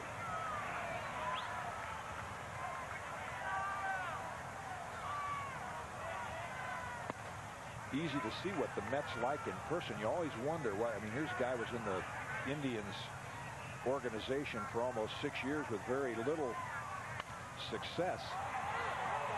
And then the Marlins pick him up in the expansion draft. They have him for a short time, and the Mets end up trading Steve Long to the Marlins for him. But, you know, still at his age, he did come up with the Mets last year and appear in a few games with a record of 2-0. But at 26 years old and averaging almost a strikeout an inning with good live arm, and Dallas Green feels he has the stuff to work into even a spot start. You know, fastball, breaking ball, change up, and a curve. Tino awaiting a 3-1 pitch. Had a good fastball and hits it to short left. Tim Bogar's in the game, not giving way. And the catch is made in left field. First out of the inning. Yeah, I brought up a point a couple of innings ago, and I didn't take the time to finish it off, about judging players in Arizona and Florida. And Doc Gooden's last outing was a good example. Doc Gooden doesn't need anybody to make excuses for him. He'll either make it or not make it on his own. But pitching in parks like Bradenton, and the wind is just blowing out a gale. So any little fly ball gets up in the air, bingo, it's a home run. And you look at the box score and you say, boy, this guy really got ripped. So, you know, the winds blow in Florida and the light air in Arizona. Not always the same conditions you get in the double-deck stadiums in the major leagues. And that's quite often why it's difficult. You'll see some guy that you think has average power. Butch Husky would not be an example of that. He has legitimate power, but some guys who have average power and they hit a number of home runs in the spring, you get them up north in the double decks and they're flyouts for the warning shot. Yeah, Bernie Williams hitting in the double deck stadiums and hitting in Florida. He hasn't hit in Arizona, but he's got a one-out single here for the Yankees. Reggie Jackson now coaching at first base. Gerald Williams looking down to third base to the sign man, Willie Randolph at third. Now, Willie, just 4 years ago, was the opening day second baseman for the Mets. Wow, 92. Right. He made a few tours there near the end of his career with the Dodgers and the A's.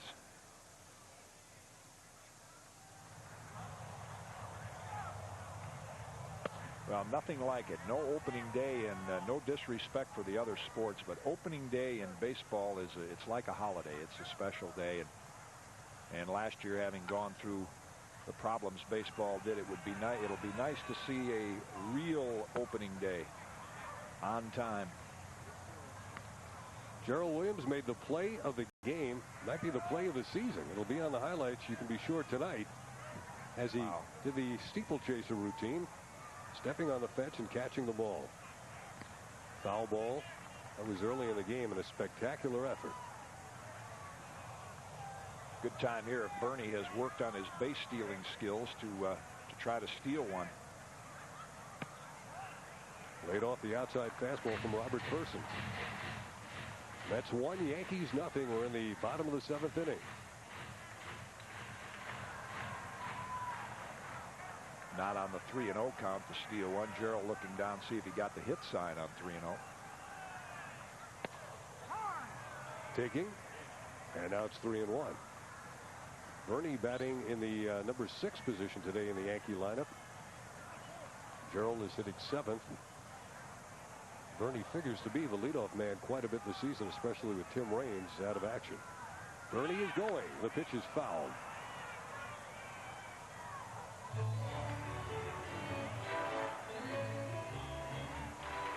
That was a steal. You would not anticipate the hit and run on 3-1 because it forces the hit and run forces the hitter to swing the bat.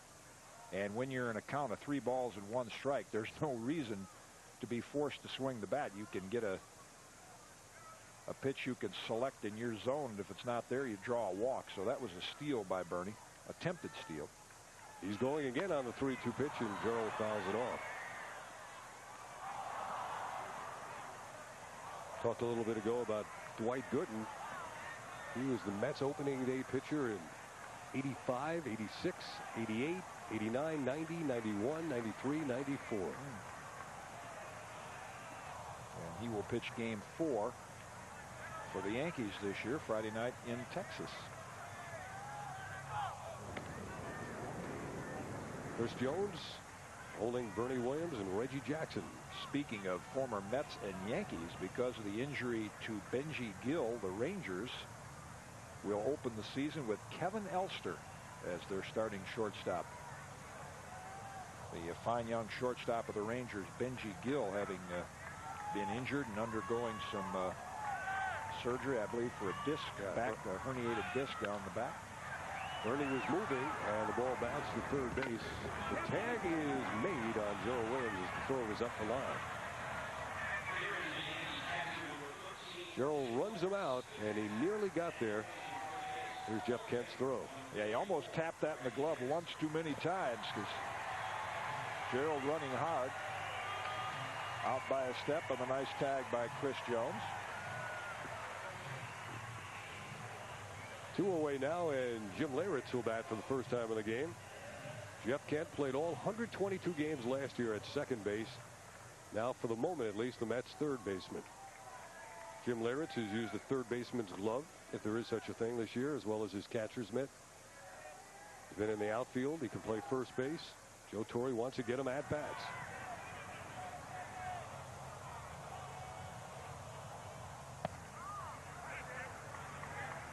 Bernie Williams down at second with 2 outs. The Mets are leading 1-0.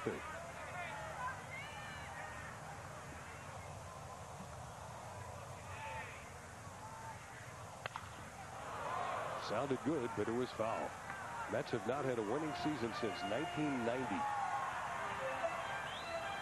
They have struggled since then.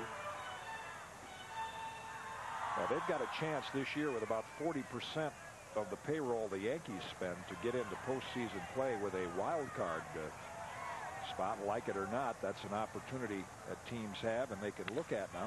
That pitch was hung, and Leyritz punished it into left field. This game is going to be tied as Bernie Williams comes home, and Jim Leyritz is on his way to second base with a stand-up RBI double. It's the Yankees 1 and the Mets 1.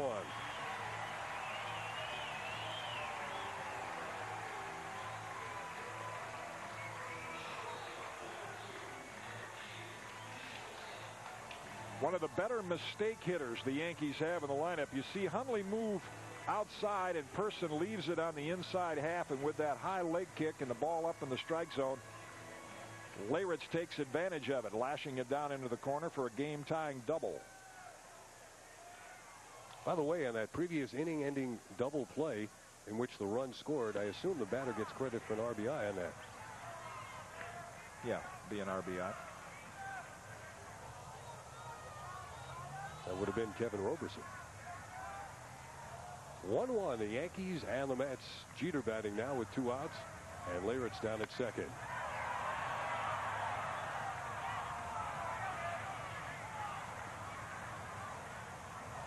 Another Yankee who was an opening day performer for the Mets, David Cohn, who pitched the Mets opener in 1992. And Tony Fernandez was the opening day shortstop for them in 93. Tony had surgery yesterday for his broken elbow. Ooh, they almost caught Jeter leaning over, looking away. 1 ball and 2 strikes.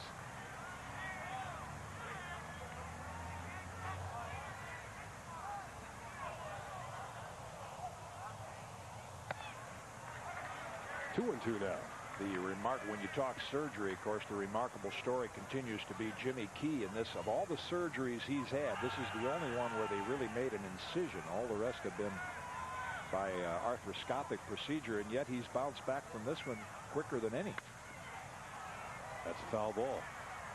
I don't know how you can explain that. Dr. Andrews, James Andrews, who is a noted orthopedic surgeon, made an incision right at the top of the shoulder, about a 2 to 3 inch incision, went in, and instead of cleaning things out like they do with the scope, they actually did some repair work, pieced a few things together in that cuff, and Jimmy Key has just come back quicker than anybody, including himself, could have imagined, and ready to pitch. Look out. When spring training began, Joe Torre was talking about maybe June, and it was May, and here it is, lo and behold, they pitched twice in the opening week. There's a little chin music to Derek Jeter, and you can see the pitch up and in from Robert Person. Started out about 90, ended up at 84. So the count remains full to Derek Jeter. The Yankees and Mets tied 1-1, bottom of the 7th inning. By the way, Jim Leyrit's down at second base. I think he attended the University of Kentucky for a little bit. So we know where he'll be about 8:40 tonight. In front of a television set. That pitch hung, and it's lined into center field for a base hit. Here comes Jim Leyritz to the plate. Lance Johnson does not have a strong arm, and Leyritz scores. The throwback to first is in time to get Jeter, who rounded the bag in thoughts of perhaps taking second base. But the Yankees take a 2-1 lead on Jeter's RBI single to center field. So the Yankees have had a couple of base-running blunders, but they pick up 2 runs and take the lead 2-1 over the Mets after 7.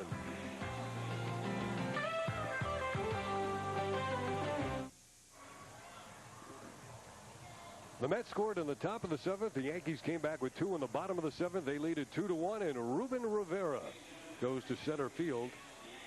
And to the mound comes the big Aussie Mark Hutton, the surprise of the Yankee pitching staff here in the spring. Mark Hutton will be the 4th Yankee pitcher of the afternoon after Kenny Rogers started and was excellent for 5 innings. And Bob Wickman, Jeff Nelson, and now Mark Hutton. I think he, before the game today, got the James Dawson Award as the outstanding rookie in spring training. All spring training long, Joe Torre kept mentioning the name Mark Hutton, Mark Hutton. And quite frankly, a lot of people were surprised because they had pretty much forgotten about Mark Hutton after last season. He does have 25 innings in the big leagues, but bothered by groin injuries and shoulder problems the last couple of years. 6'6", 240. And that's his strength right there. That good fastball going down and away. And that's why they felt, they being Mel Stottlemyre and Joe Torre, if we have to leave camp without a lefty, this guy can get lefties out. Lance Johnson, the lefty here, leading off in the 8th inning. 3-1 is the count. Now, I told you before, Johnson doesn't walk all that much and is very tough to strike out. But that time he does draw the leadoff walk. Mark Hutton won a game for the Yankees back in 1993. And that's when it appeared that he might be a part of their starting rotation, then suffered the groin injury after that.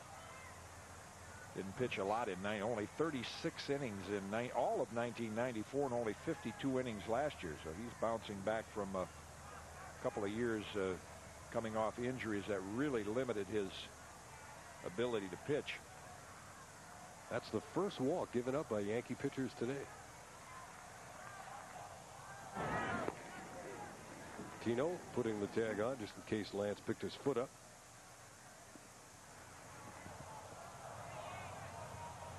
We're on the top of the 8th. The Yankees lead the Mets 2-1. Yankees have the lead as well in the all-time series.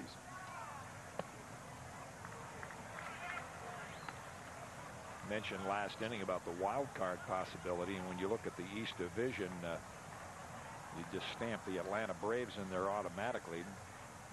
Don't anticipate anybody beating them, but then it's the Mets and the Marlins competing. I think Montreal's going to have a little problem this year. They keep losing their players. Big jump. The throw is not in time as Johnson went low. Yeah, when you're 6'6", 240 and that kind of a leg kick, and an experienced player like Lance Johnson, he read Hutton's leg kick immediately. You see the leg come up, and Leyritz makes a strong, accurate throw and a little bit high, but Johnson is in there easily with the head first slide. So now Johnson, the tying run, is down at second base. Nobody out in the 8th. Bernard Gilkey. He bounces it to Duncan, who has to charge on the short hop and underhands it to Martinez as Johnson moves to third base. Productive out by Bernard. The one thing he wanted to make sure he did was hit the ball to the right side. Sure, it's spring training, but you stay in good habits, develop good habits, and with a man on second and nobody out, your job's to hit it the other way and advance the runner. Gilkey did that. Now here's Chris Jones from Syracuse, New York, so you know where his sentiments will be today. And yours. Yes, surprisingly.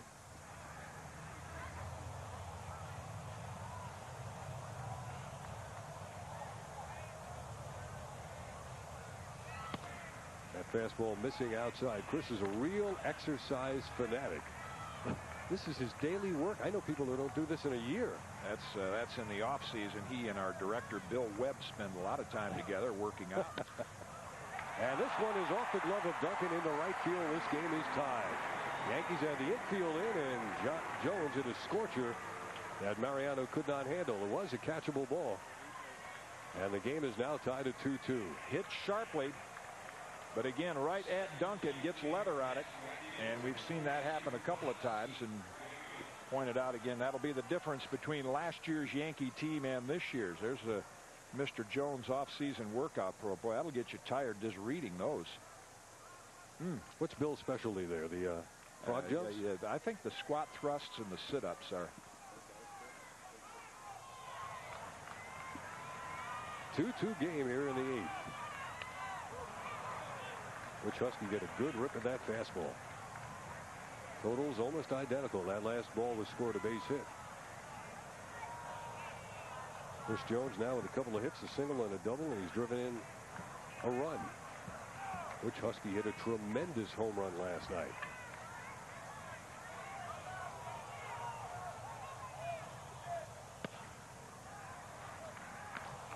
Last night's game, of course, Jimmy Key pitched 6 innings and threw 88 pitches. There is the long ball that Husky hit off Jimmy Key. That ball cleared the billboards adjacent to the scoreboard. Key worked 6 innings, and Joe Torre said the only thing he was waiting for today is for Jimmy Key to come in and say, my arm is fine. It responded after last night's game, and like Jimmy in an interview with our own Michael Kay today was pointing out that there's no reason for me to stay down here in Florida. If my arm hurts here, it's going to hurt in Cleveland. So if it's feeling good, why waste it down here? Let me go up and pitch where it counts. And the Yankees have agreed with that decision, and he will start game 3 in Cleveland on Thursday, and then he will be the Yankees' opening day pitcher at home a week from Tuesday. Last year, Jimmy Key opened for the Yankees at Yankee Stadium. He was opposed by Kenny Rogers of the Texas Rangers. Jimmy said the big difference, he said, last year my arm hurt between starts, and there was some pain even when I was pitching during the game, but he thought he could pitch through it. This year, he said, that's been the barometer. No pain. Runner goes, but it's ball 4. So Leyritz held up on the throw, and the Mets, having tied the game, now have runners at first and second with 1 out. Mark Hutton struggling, and that will get a visit from Mel Stottlemyre as you look at that last pitch. Yeah, that was, I can see why Jim Leyritz wondered where it was, because you could see it came right through the strike zone, starting at 89 miles an hour, 84 by the time it reached the plate. Another look from our center field camera. You know, umpires will say sometime the angle of the camera is off, but that appeared to be high enough.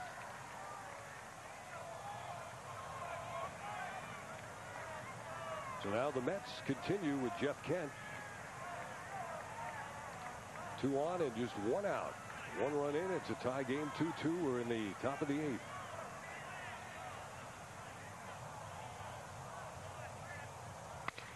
Broken bat shot, and that's going to fall into left field for a base hit.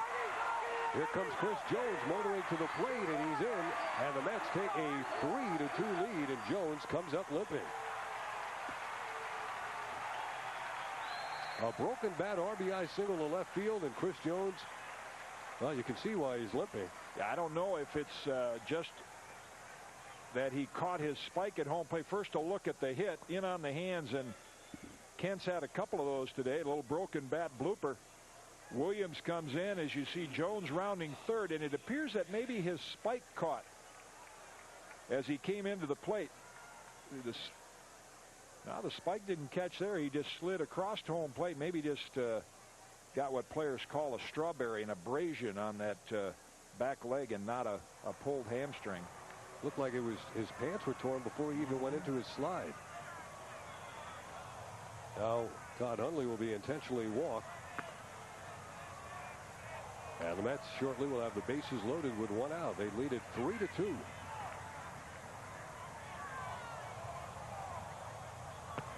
Mark Hutton, who has made the squad, will travel north with the Yankees. Easily the least effective of the Yankee pitchers so far today. Rogers, Wickman, Nelson, and Hutton. Now the bases will be loaded.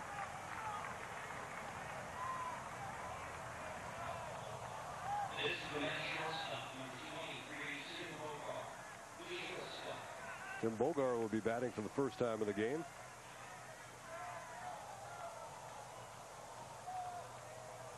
Mel Stottlemyre himself, a former Met pitching coach.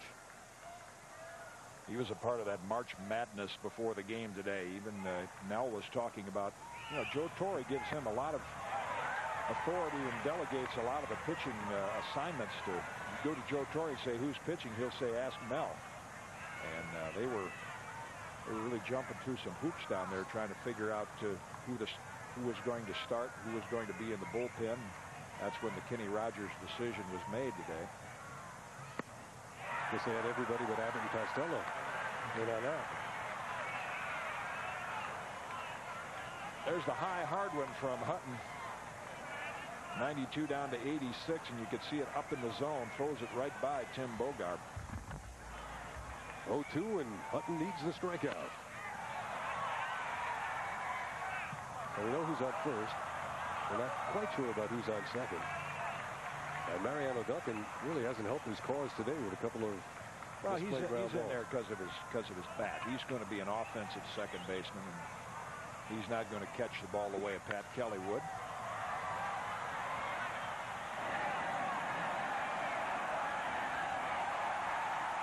O'Neill with the catch. No advance by the runner at third base, Hutski. And so the Yankees record the second out of the inning. There's Jeff Kent down at second. And Todd Hundley at first with Hondo, Frank Howard. 3-2, the Mets lead.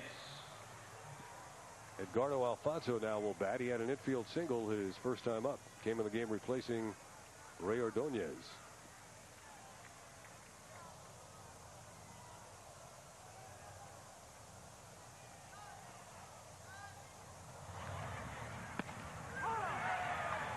Let's see if Mark Hutton can battle back and get out of this inning without further damage.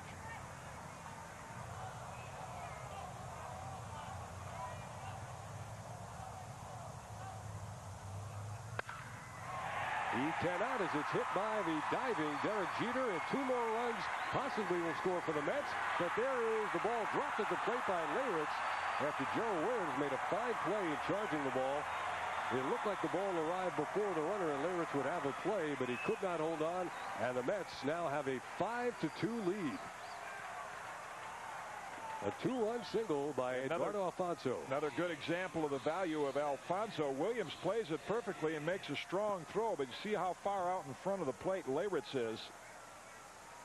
And sometimes catchers get so far out in front of the plate, and then in trying to reach back, he lost control of the ball. Leyritz can be a good foot closer to home plate on that play, and he'd have a shot at tagging out Jeff Kemp. So now it's 5-2 as the Mets have scored 4 times here in the 8th inning against Mark Hutton. Number 9 hitter Kevin Roberson.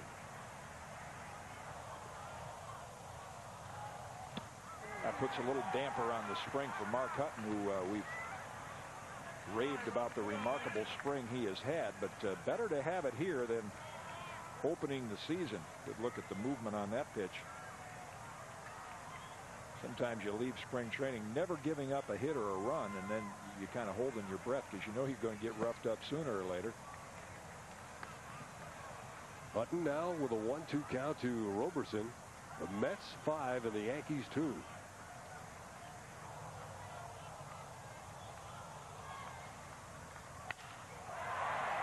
That's a foul ball. And you got to be alert if you're down there, as that gentleman is. And he made the catch of that screaming line drive. A lot of Mets and Yankees caps here in Legends Field for this 2-game series. Well, it'll be great if both teams can compete in their respective divisions, especially with the possibility of interleague play just a year away. Well, and I think they will. I think the expectations for the Mets, you can't expect all of their young pitchers to all of a sudden be 16, 17 game winners at once. But if Wilson and Isringhausen, if a couple of them pitch well, and you have Bobby Jones and Malicki, who was kind of a forgotten man in that deal, adding to the mix, why they can certainly compete for a wild card spot in the National League. Hutton gets Roberson swinging, but not before the Mets come up with 4 runs here in the 8th inning. And now as we go to the bottom of the 8th, it's the Mets 5, the Yankees 2.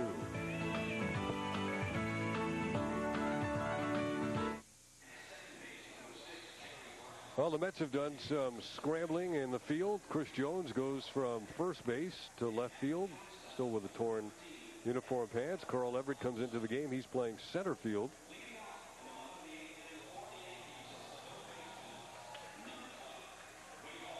And here we got Jerry Brown now at second base.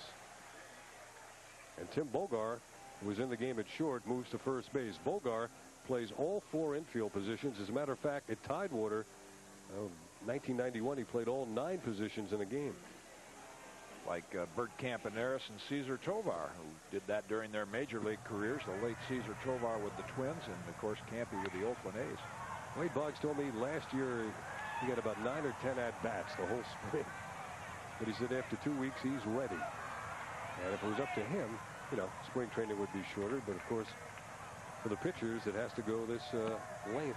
Nice overhand curveball. Yeah, there's a lot of catchers, which you should. That's the roughest part of spring training. The players that have it the roughest are the catchers. You got a zillion pitchers, but pitchers always looking for a catcher to throw to. They're the guys that really put the time in. Yeah, before the games even begin, they're out there catching. The Yankees have, 35 pitchers? And fortunately now, most teams, and the Yankees an example of that, with their minor league complex right across the street, have plenty of catchers they can run over here to help out with things like that. But years ago, when your minor league teams were 100 miles away and you had 25 pitchers in camp on the major league roster, the 2 or 3 catchers, they were there sun up to sundown doing all the work, plus catching the ball game. Boggs lifts it out of play. That'll be interesting, Dave, as we look ahead and spring training winding down. Look ahead and size up the divisions. The Yankees probably in the deepest. That's a real heavyweight division when you look at the American League East. Boggs went after the high curveball left field. And there's Chris Jones. You've got to look at some teams that can really hit the ball. I'd hate to feed that Boston lineup. When you look at the beef they've got on that team, they're going to score runs. And of course, the Orioles are looking for a breakthrough year this year, I think, from Jeffrey Hammonds. And they're the best of the contenders in the East as far as in the field, catching the ball. The Orioles. Right. Joe Torre has a good starting rotation with a quality bullpen and certainly a lineup capable of scoring a lot of runs.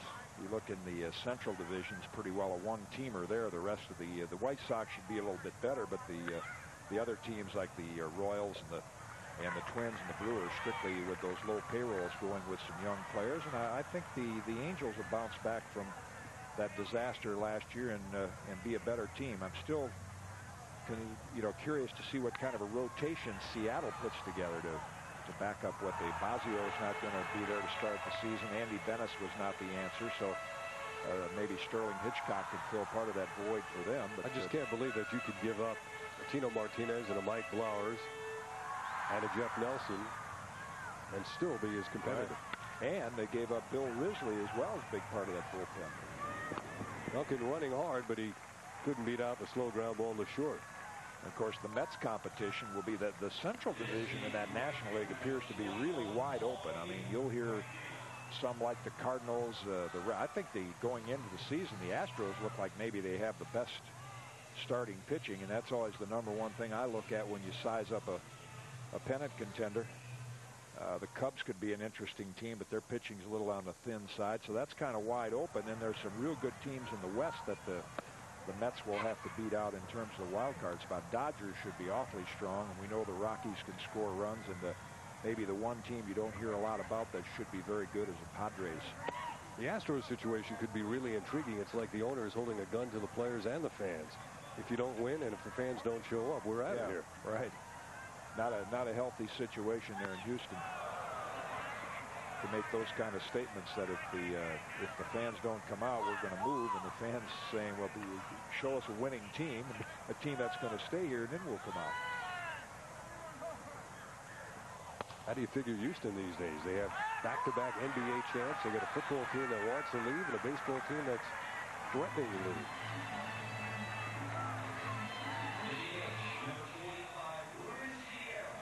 O'Neill, after drawing the 2-out walk, is at first base. Ruben Sierra will hit.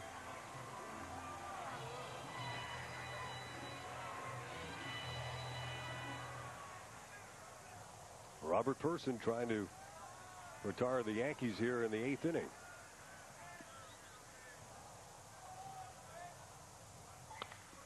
Sierra golfs this one to short right field, and it falls in for a base hit in front of Butch Husky. Ruben took the big swing, and the ball just blooped into right field.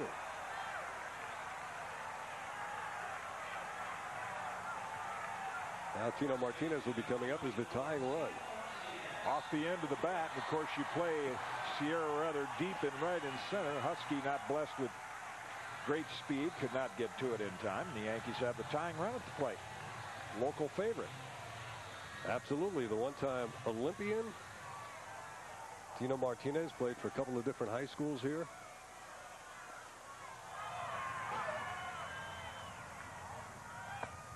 It's another advantage the Yankees will have with a Tino Martinez in the lineup. When you look at where he has been, whether it's high school, college, the Olympics, he hit 2 home runs in the gold medal game in Seoul in 1988. He has been on winning teams, and a lot of times he has been the most valuable player in those championship series. And that tells you here's a guy that likes to have the bat in his hand when the game is there in situations like this.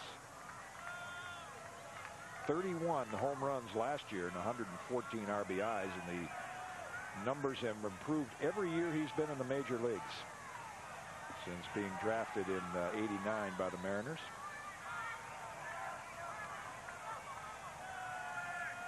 So now Tino stands in and waits Robert Person's 1-0 pitch. Nice tailing away fastball.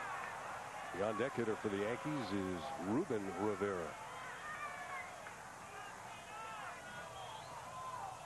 Ruben will be going to AAA Columbus. But the ball does jump off his bat. Last night he nearly had a home run. Nice off-speed pitch on the inside part of the plate.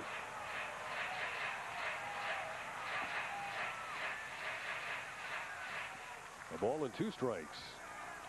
Get a look at the break and the speed of that last pitch. Starting out in the high 70s tells you it was a breaking ball, and the downward break of 4 inches tells you the same thing. Bogar will go to the bag by himself.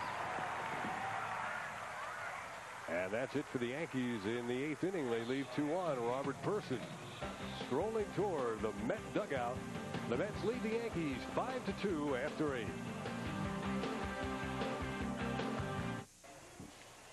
Ninth inning now at Legends Field in Tampa. Dave Cohen, Jim Cott, and there is the Yankees' new right fielder and a man who will be heading north with the Yankees, Matt Luke. Andy Fox has also made the team. He'll be playing third base. And look who else has made the team. The veteran Steve Howe, who comes on to pitch the ninth inning. It was between Howe and Paul Gibson, and Howe got the call. Here he is. Gibson also had a good spring, and the Yankees have offered him a chance to go to AAA ball because we saw last year Howe had some very ineffective times, and I think if that happened again, the Yankees would love to have a pitcher like Paul Gibson down in their AAA roster. Because for the most part, Billy Connors was telling me the Yankees are going to send a lot of their young phenoms like Matt Drews and Chris Cumberland, son of former Met pitching coach John Cumberland. They're going to send them to AAA to start the year. The breaking pitch bounced to short. And a busy afternoon for Derek Jeter. He's handled everything flawlessly. Now with 2 pitches gets the first out. Luke and Fox, Matt Luke and Andy Fox, both Californians, and Luke split time last year between AAA Columbus and AA Norwich. Left-hand hitter, left-hand thrower. Earl Everett, first ball hitting. It's a fair ball. Easy play for Leyritz. 2 away.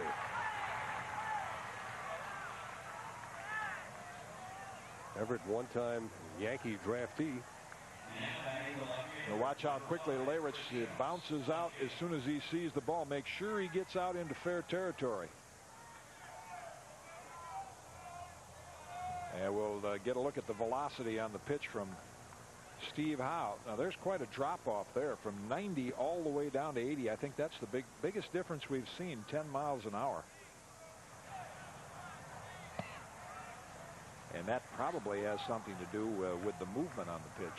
Gets closer to home plate, it moves down and away and loses much more velocity than the guys that throw like the four-seamer that finishes a little better like a Wetland.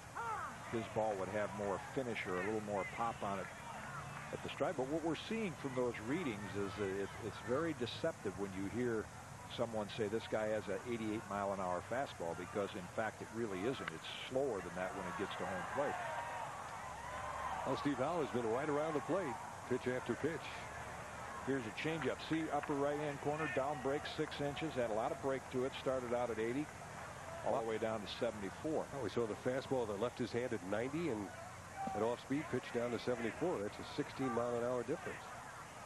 What, without getting bogged down by a lot of numbers, what a pitcher could learn from that, and my first example was Mario Soto when I was coaching the Reds in the mid-'80s. Mario threw his fastball in the low to mid-90s, 91 to 94. He was really the first of the circle change guys. Had an outstanding circle change.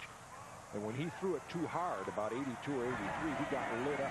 When it fell off to about 79 or 80, that's when he pitched the most effectively, about a 10 to 12 mile an hour difference between fastball and change. Steve Howe with a very effective 9th inning. We head to the conclusion of spring training. The Yankees need 3 to tie the Mets.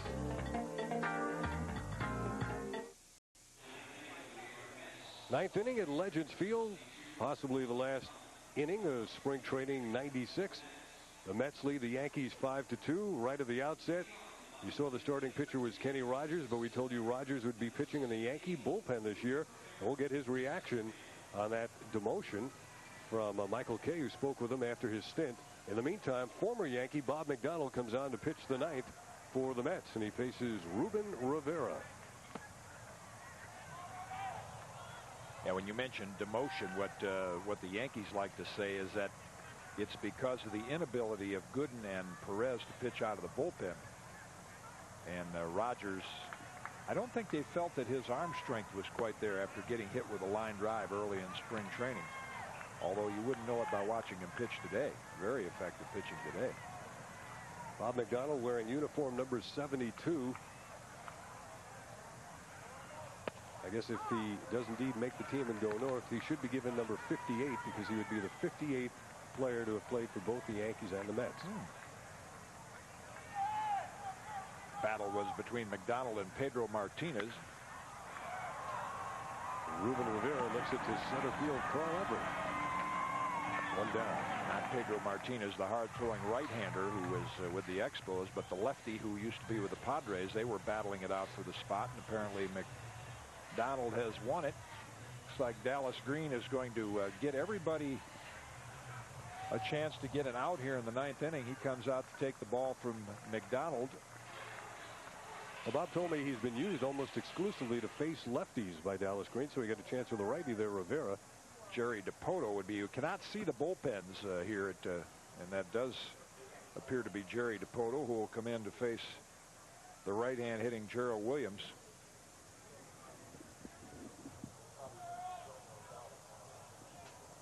So we have one away in the 9th inning. Jerry Dipoto now comes on to pitch for the Mets. Dipoto came back from surgery to remove a cancerous thyroid a couple of years ago. Made a nice comeback. At one time, he was considered to be the leading candidate for the Cleveland Indians to be their closer. Mets got some nice innings out of Robert Person today, so they're middle bullpen. When you look at these two ball clubs going back to last year, the Yankees had superior starters. They were second to the Indians in quality starts, so they had a good rotation. Of course, they're going to miss Jack McDowell this year, but they hope the addition of Key and Gooden will make up for that. But the Mets had a very effective bullpen. They were right up there second in the league in ERA, well over 500. Actually had one more save than the Yankees did as a group. And as a team, the Mets ERA in the second half of the season dropped nearly a full point as the young pitchers came on and the bullpen stabilized. And there's Pedro Martinez, the other left-hander who is in the hunt with Bob McDonald for that left-hand reliever out of the bullpen. Of course, the Mets will leave right after this game and go to New York, and they'll carry all the players with them. And they have until midnight tomorrow night to make that decision of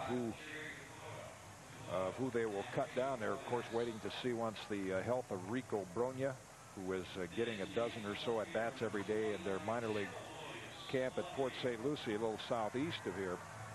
And Mets optimistic that he'll be ready by opening day. Yeah, the Mets need his bat in the lineup and his glove at first base. He led the National League first baseman last year in fielding. He hit 22 home runs.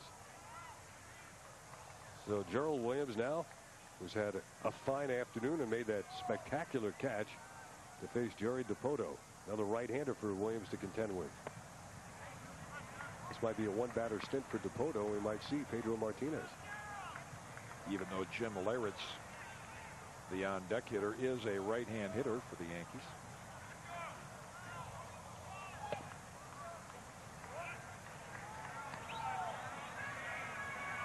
There's Jim Leyritz, who had the RBI hit and scored what was the go-ahead run at the time. He's waiting on deck.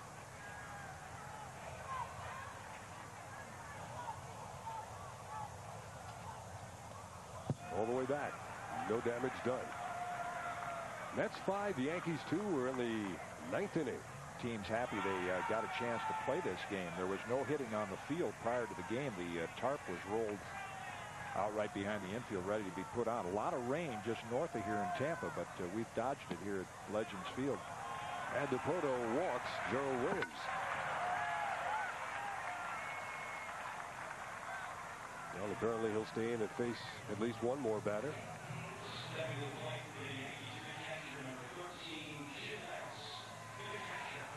Joe Girardi began this game, and Jim Leyritz came on. He had a double in the 7th inning. Talking to Joe Girardi before the game, he's very comfortable with having caught enough innings this spring and seen enough of all the pitchers. You know, that's the #1 job of a catcher like Girardi, is to learn these pitches. You know, what is Jimmy Key's best pitch? What does he like to go to tight situations with men on? And boy, he's an intelligent catcher. Very interesting to sit down and talk to Joe. Has pretty good handle on this Yankee pitching staff. Caught a lot of heat in the offseason when the Yankees didn't sign Mike Stanley, and all of a sudden, you know, who's Joe Girardi? And right away they look at his batting average. That's not going to be the strength he'll bring to this ball club. It's what he can do behind the plate with the glove. You know, the Yankees had 2 holdovers in their coaching ranks. Billy Connors, who was the former pitching coach, and Tony Cloninger in the bullpen. You got new manager coming in Joe Torre, new general manager Bob Watson from the National League, new catcher Joe Girardi to work with the pitching staff that includes new people too. So they had some input into the situation. There it's fouling it off. Yeah, that's good to have a couple of holdover coaches in that regard. Of course, Joe Torre and Bob Watson, during his days as assistant general manager with the Astros, got a chance to see a lot of Joe Girardi during his Cub and Cardinal days. And Don Zimmer, too. You're right. Remember, Joe Girardi was Don Zimmer's catcher, regular catcher on the 1989 Cub team that won the National League West. And he was a rookie. Hit hard by Leyritz. Great play at second base by Jerry Brown. He throws out Jim Leyritz. Well, the man trying to make the club, Jerry Brown, with a great diving stop. And the Yankees now are down to their last out. And he's one of the players on the bubble. The governor, Jerry Brown, makes a nice play right there to take a hit away from Leyritz. With a comfortable 3-run lead, no attempt to try to make a miraculous throw to second. He takes the sure route at first. Incidentally, the Cubs won the National League East that year. Not the way with this new division set up now. You get all the divisions mixed up. They played the Giants that year in the National League Championship Series. Al Dipoto now against Derek Jeter. Jeter's had a couple of hits today. Drove in a run. Don't forget, following the game, Michael Kay will join us from the Yankee clubhouse, and you'll hear from Kenny Rogers, who is the Yankee starter today, but is going to be pitching out of the Yankee bullpen at least at the start of the season. We'll get his reaction. Well, and Joe Torre mentioned before the game he did not expect Kenny Rogers to take that very well, and he was surprised. No surprise that he didn't. Rogers signed on here to be as part of the starting rotation, had no intention of going to the bullpen, and it's strictly a temporary situation the Yankees are asking him to do until Melito Perez proves he's healthy, and maybe the Yankees can strike a deal and move a couple of their excess starting pitchers, and Rogers will be back in the rotation. Plus, I think they'd like this, after being hit with that line drive, they'd like to see him build that arm strength up a little more.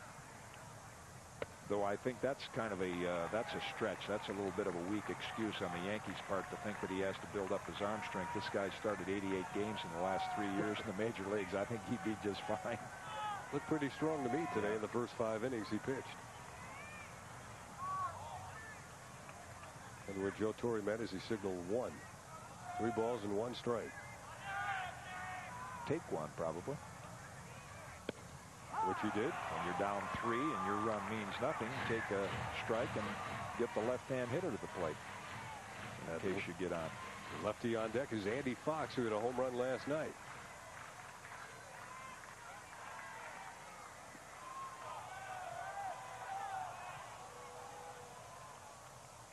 Now the 3-2.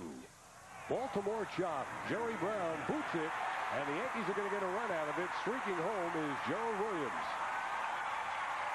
Probably a hit and an error on the play as Williams scored all the way from second base. Mets 5, Yankees 3. Now the lefty Andy Fox is coming up to hit. We saw the lefty warming in the bullpen, but no movement yet from the Mets side.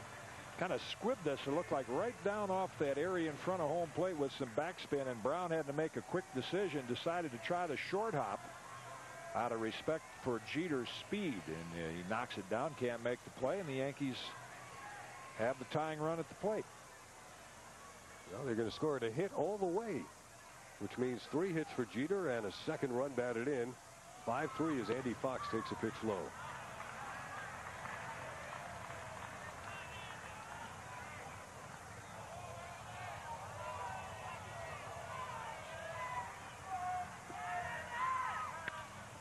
Grounding and a diving stop by Bogart. He shovels to the pitcher, Dipoto covering, and that's it. The New York Mets defeat the New York Yankees 5-3. Couple of good defensive stops here in the bottom of the 9th inning. One by Jory Brown, that one right there by Tim Bogart. And spring training 1996 has come to a close. And both these teams happy about that. They're eager to have the day off tomorrow, and of course a lot of the guys on the bubble thrilled to get that major league suitcase and be able to go north with the major league club. Joe Torre's main mission, have a nice workout tomorrow. Hope the weather is decent in Cleveland and get ready to start this thing for real. You tear up the spring training stats, forget about that. And David Cone will have the ball for the Yankees on Monday, and Bobby Jones will pitch the opener for the Mets at Shea Stadium. And we hope in both those cases that the weather conditions improve and it's a good festive opening day for both ball clubs. Dallas still has he and Joe McIlvaine some decisions to make before tomorrow night. They're 3 over the limit. The Yankees have made up their mind. Of course, Dave mentioned Michael Kay will be along with the interview with Kenny Rogers, explaining his reaction to being sent to the bullpen, and we're hopeful of having Joe Torre, Yankee manager, on also to talk about what a hectic day it has been here at Legends Field. So Dallas Green is heading north of the Mets. They'll be flying out shortly. The Yankees will stay over till tomorrow. We'll be coming back in just a moment here on MSG.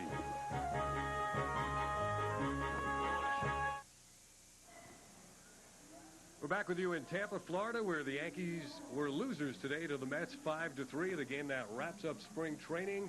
And the Yankees will be heading to Cleveland tomorrow afternoon. There's Joe Torre in the outfield. They got to run their laps or their sprints even after a game. Little post-game activity. You know, when during the regular season, the game's over, you head for the clubhouse. You got a nice spread of food out there, and the work is done. But not in spring training. There's always some post-game running and maybe even a little batting practice. The Yankees have that advantage of having another day here tomorrow in warm weather before they go to Cleveland. The Mets will have to go tonight and get ready for Monday's opener in New York.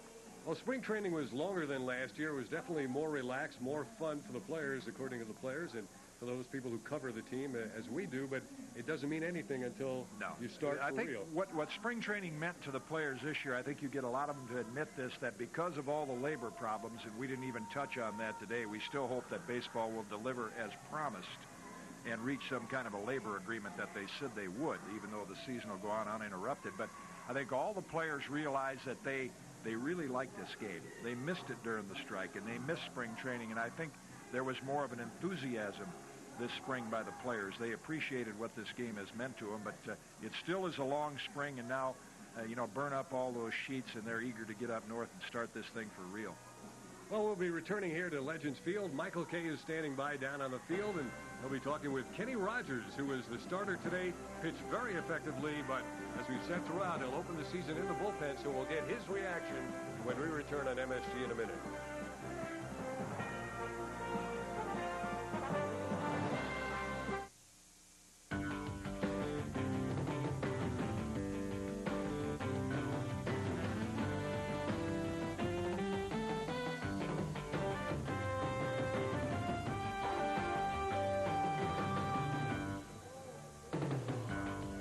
Report on MSG.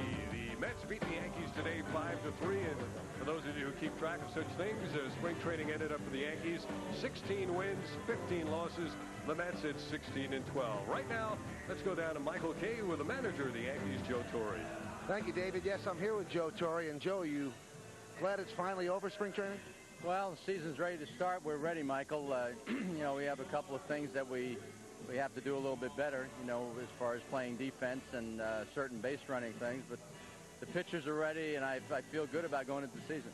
Not an easy day today, I would imagine. You have to tell Kenny Rogers he's not in the rotation. He spoke to us a couple of minutes ago. He seems a little bit stunned by it all. What was your reaction? Well, I wouldn't want him to like it, but when you have to think about 12 pitchers and trying to utilize all 12 arms, he was the one that we felt for a short period of time, and we expected to be a short period of time, that would work out of the bullpen. Melito Perez, with the history of his arm problems, I hate to think about getting him up and down the bullpen, and I think it would be a waste for us to have him down there. But we'll have to see. After a couple of weeks, we'll have to reevaluate. Does that decision come into play at all connected with the money? Was it tough because Kenny Rogers just signed a big contract? No, we don't. That's one good thing about it. We don't have to think about that when we're making our decisions. We're just trying to, make the decision with the 12 pitchers we have. And, when you look at the 12 arms, this is, Mel and I sat down, and believe me, this wasn't an easy decision.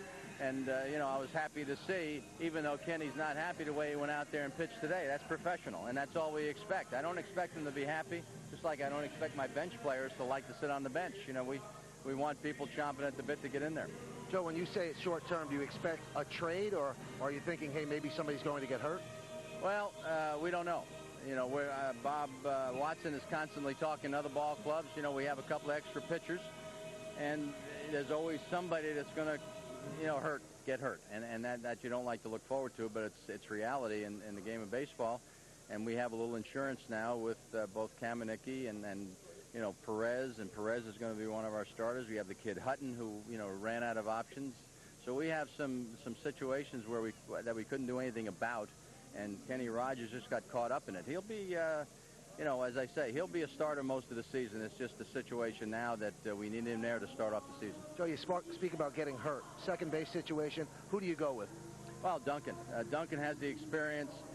He's an aggressive player. He's been on championship teams, and he has a lot of heart, and that to me is good enough. And we can spell Mariano a little bit with Fox. Andy Fox would be a nice way to break him into the big league scene, and we feel after what he's done this spring that he can handle it. A little nervous that some of your bench players bringing off. I know you have a lot of injuries, but they're pretty young. Luke, Einhorn, and Fox. Well, hopefully it's a temporary thing, Michael, because we're waiting for Raines to come back. Hopefully in the next 10 days he'll be ready for us.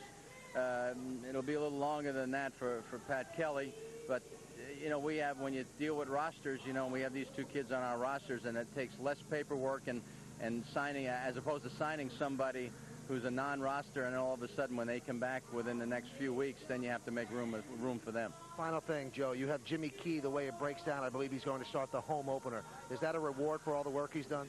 No, he's you know, he's a leader on this staff, and plus a big part of it, Mike, is the fact that it's a day game. And, you know, we have a day game for him in Cleveland, and then a day game 5 days later for him at home. It worked out perfectly for us. You pumped?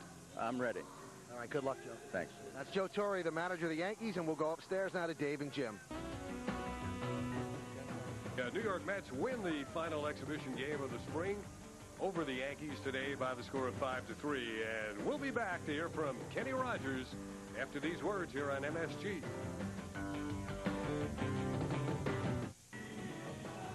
Back with you in Tampa, where the Mets beat the Yankees today 5-3. But the big news continues to be the move of Kenny Rogers, today's starting pitcher, to the bullpen. We just heard from Joe Torre, and Joe wants to get the professional kind of reaction from I would pitcher. expect nothing less from Joe, as he said he'd expect nothing less from Kenny Rogers. But to me, there's no secret. The underlying thing here is for Melito Perez to prove that he's healthy and get his market value up and deal him. And maybe the same with Scott Kamenicki, and then get Kenny Rogers back into the starting rotation. And for the temporary, situation, Rogers can pitch out of the bullpen better, but that's not what the Yankees signed him for. That's not where he's going to end up. And the quicker that Melito can prove he's healthy and they can move him on, I think Rogers will be there. Of course, it's not like Kenny has never done this before. As he makes the move back to the bullpen, not his own wish, let's get his reaction. Michael Kay got it a couple of minutes ago. Deal with it. Did you have any inkling that this was going to come about, that this was the decision process? No, I didn't have an idea, but I don't control that stuff, so it doesn't bother me. What reason were you given? I don't remember.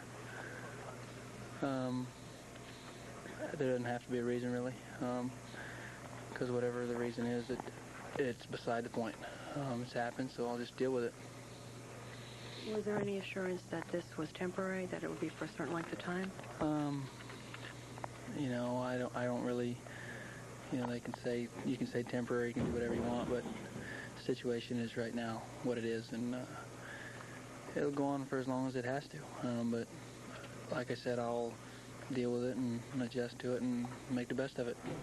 Kenny, is this a little bit more painful because one of the stops on the first road trip is Texas, the team you used to be with? I don't think it matters where I'm going or what I'm doing. You know, I want the baseball, but right now I'm not going to get it for the law. So maybe they feel like I'm behind everybody else, which if that's the case, you know, that's understandable. How do you think you threw today? All right. Coming along. Always do better, though. Do you think you're behind other people, and do you think you deserve a spot in the rotation? I don't think it matters what I deserve. I don't think that comes into play here. Be careful. But, you know, whatever happens is going to happen. And like I said before, I'll deal with it as it comes. And this is just another hurdle. So we'll make good with it.